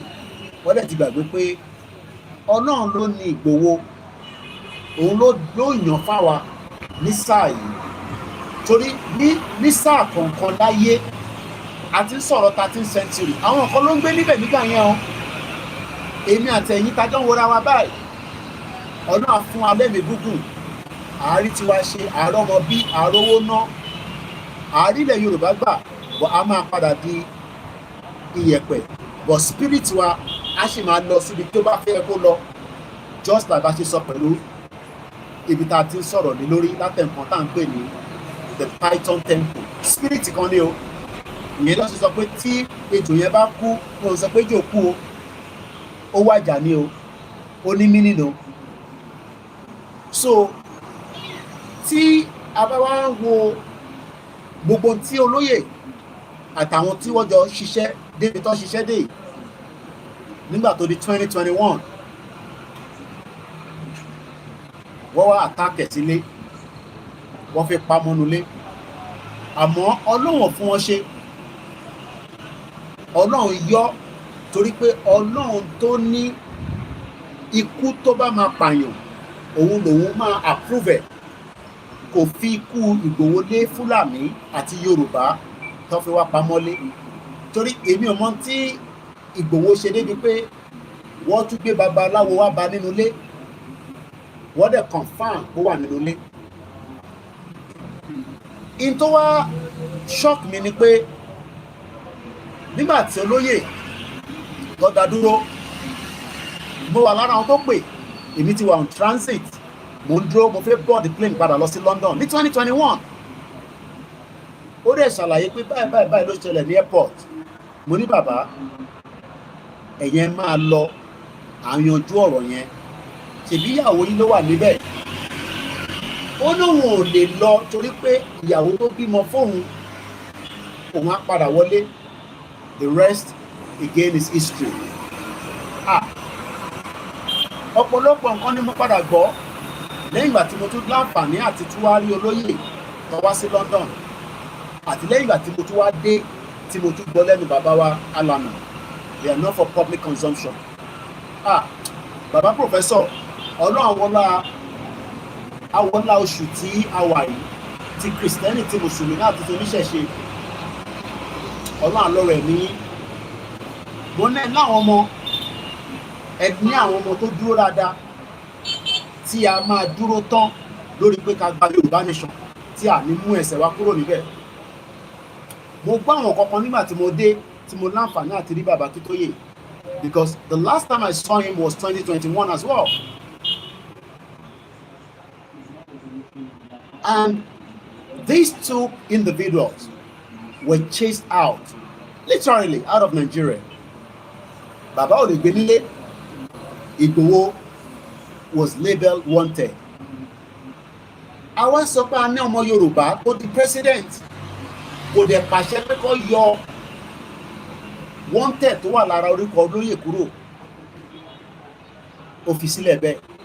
Ó dà ká tẹ̀ sọ pé bóyá torí Nnamdi Kanu, pé bóyá tó bá yọ wanted kúrò lára Igboho, àwọn Fúlàní tí wọ́n control ẹ̀ wọ́n á máa bèrè pé Nnamdi Kanu ńkọ́, ìyẹn lọ bẹ́ẹ̀. Ó dà báwa ṣí account kí olóyè lè máa rí owó ná. Èèyàn lè bímọ káwọn ọmọ nídìí owó, ṣé káwọn wá sórí social media káwá tọrọ fún ẹni tó lówó láccount, tó ń ṣe account kan, tó ń ṣe méjì, tó ń ṣe mẹ́ta, tó ń ṣe márùn-ún, owó dẹ̀ ń bẹ nínú gbogbo àwọn account yẹn láti 2021. Ọmọ Yorùbá, account yẹn dẹ̀ ṣì wà locked bí ṣe bá ń sọ̀rọ̀ títí di ìrọ̀lẹ́ yìí, wọ́n ti ṣe àwọn account olóyè Igboho. Now kí nìyẹn sọ fún wa ni pé ọ̀dájú làwọn tá à ń bá fa wàhálà yìí, àwọn ọ̀dájú èèyàn tí wọ́n fẹ́ bá ti ọ̀tá wọn jẹ́ tí kò ní ṣeé ṣe fún wọn fún tolóyè Igboho. Ẹ bá mú yẹn dání. Nígbà tí mo tún láǹfààní àti dé yìí, nígbà tí olóyè náà dé tí mo lọ yọjú sí wọn, mo wá ń wo location yẹn níbi tí olóyè wà. Mo wá wonder pé so bàbá yìí tó ń sacrifice délé fún gbogbo ọmọ Yorùbá látara kíni? No, ẹlòmíà tún máa béèrè pé níbo la bá ṣẹ́ dé, ìwọ̀n ránṣẹ́ o gbéṣẹ́ fún olóyè ni. Ẹ gbọ́ mi dáadáa. Nígbà tí mo débẹ̀ mo wá wonder pé arákùnrin máa sacrifice gan. At least mo bá ṣe díẹ̀ ní soka ní 2021 láti January tí mo bá gbé nínú ilé. Mo mọrú ọlá tó fi ń gbé, mo mọrú bí àgbàlẹ̀ ṣe rí. Mo wá ń try láti picture pé tó bá tẹ̀ jẹ́ pé wọ́n tẹ̀ ń parọ́ fún gbogbo wa, wọ́n là ń pẹ́ gbọ́ mi yé. Tá bá tẹ̀ àzú pé èyí kan ò mọ̀ lóòótọ́ pé bóyá wọ́n ní bólóyè irọ́ ló ń pa, ó ti tẹ̀lé Tinubu, ó ti tẹ̀. At least ìyàn á tẹ̀ rí ní àyíkẹ́ pé ìgbésí tó ń gbé ní Kútọ́nù tó wà on exile yìí, because ó wà on exile ni ó lè máa wálé. At least ìyàn á rí taste yẹn. I didn't say anything of such. All I saw is that he's living comfortable, but not to the standard of what he was living in Soka in his mansion. wọ́n sọ̀rọ̀ yẹn náà nídàájí wọ́n ní bíyàn náà bá ti dọkùnrin ó gbọ́dọ̀ tún máa jẹ́ kí emotion ni kó fẹ́ sunkún kó jáde síta wàá gbé yẹn mọ́ra but ẹ̀yin kan wá ń gbé nígbé àlàáfíà àbí ẹ̀ ń gbé nígbé ta ló máa mú èmi ẹ̀tì olóyè síta akọni ọmọ Yorùbá ọba dẹ̀ dákẹ́ bàbá wèrè kan dẹ̀ wá sí bíbá lẹ́ẹ̀mẹ́ta ó dẹ̀ sọ fún president Talon tí mo tún kí dáadáa mo kí ẹ Talon ó ní kó máa fi Ìgbòho sílẹ̀ kí ni Ìgbòho ṣe ẹ̀ṣẹ̀ wo kan ló ṣe mo tún béèrè pé ṣé kí àwọn ọmọ Ìgbòho bá jẹ president Yorùbá nation ní àbí Odùduwà country ló ṣe ń sacrifice tó tó yìí àbí bóyá ó ní kankan tí ó fẹ́ gain ó ní wọn fẹ́ kankan ìran òun lòun kọ̀ fi jà fún kórúkọ òun náà kórúkọ òun kọ̀ wà níbẹ̀ pé kọ́ máa rántí pé orúkọ Ìgbòho òun náà jà Ìgbòho wá fi ara ẹ̀ sílẹ̀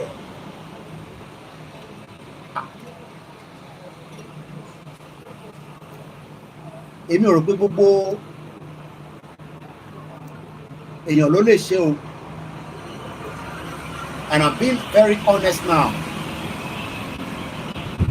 he's living comfortably but the standard of intimori in this mansion is different from what I saw when I got here.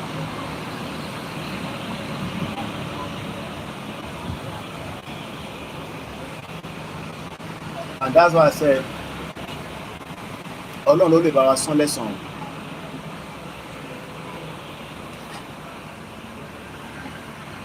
Ọlọ́run ló lè bá wa san lẹ́san.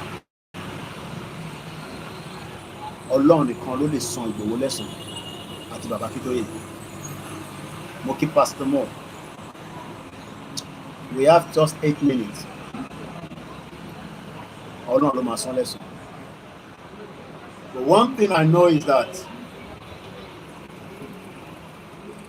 ẹ máa ká dalẹ̀ Ìgbòho. Àwọn kan ní bóyá àjọ múlẹ̀ àjọ ṣèkìlì kan náà because he could have told Tinubu that look iṣẹ́ ń gbé nígbà yóò tẹ̀mí lọ́rùn kí ni bọ́tẹ́ fẹ́ gangan nísìn kí n fi Yorùbá nation sílẹ̀ ó yà kí n ṣe tí ẹ kúkú mọ̀ kó lóye láì tí bá pè ní sáà kúkú máa sọ̀rọ̀ lọ ó lè sọ̀rọ̀ lọ títí di ẹmọ it's very jovial you can see him on TikTok.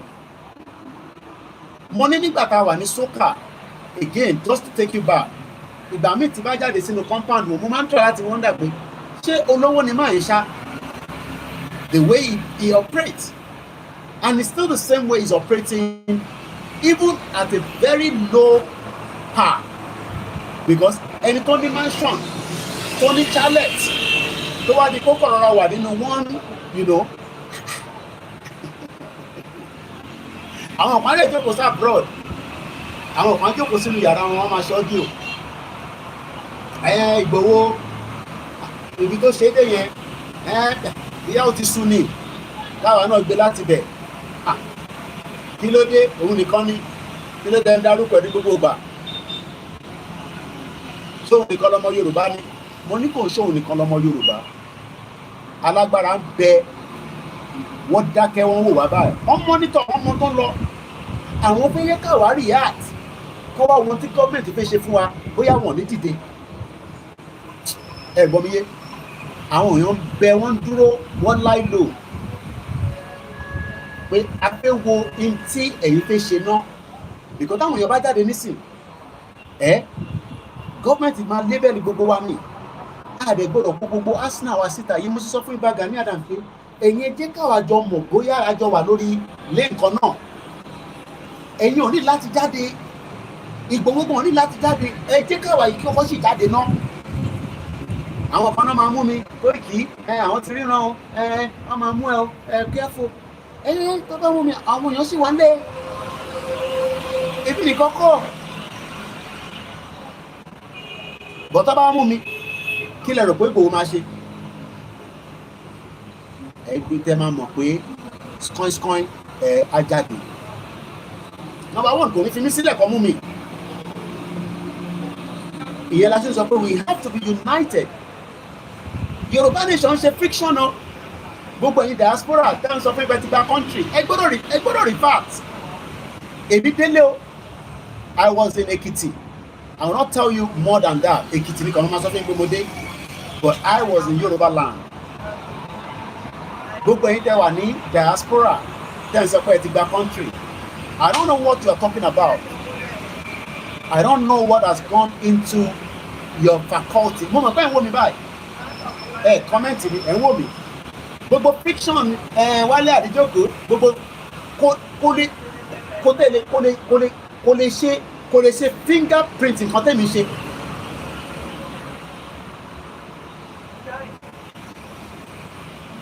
Ẹni ẹ̀ ń tẹ́lẹ̀ dúpẹ́ kan ní tìrí kan.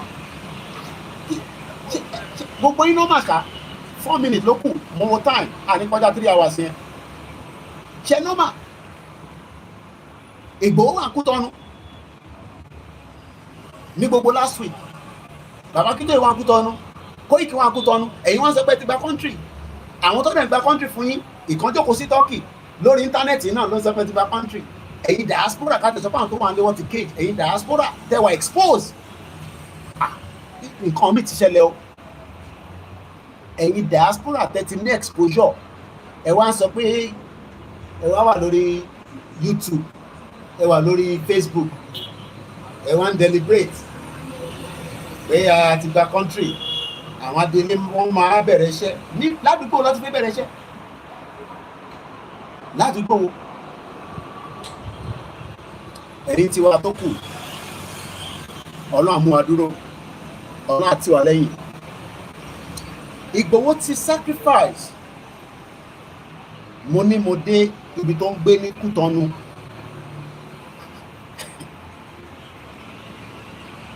Tó bá yẹ pé tó fẹ́ compromise kò ń ṣe bẹ̀yẹn ló máa bá Ìgbòho tó ń gbé. Ẹ mọ̀ pé tó bá yẹ pé mi wọ́n dé mo kàn bá ní àbáláyé ìbọn ti mo wá tí wá realize pé ọmọ fuck off man. Now etí bàbá yẹn ń jẹ́ ọ̀lẹ́lẹ̀.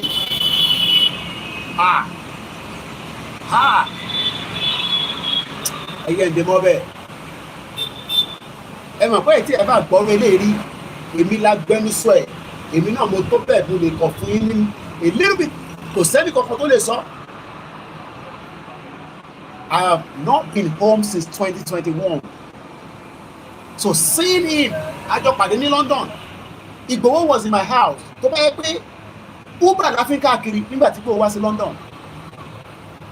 Ẹ mọ̀ pé tó bá yẹ pé mi náà mo ti fi Yorùbá nation bẹ́ẹ̀ ṣe máa ń sọ pátí fi jalè. Bí Ìgbòho náà ṣe wá sí London láàrin. Àjọ wà nínú ilé mi ní January tó kọjá yìí ní oṣù méjì tó lọ sẹ́yìn.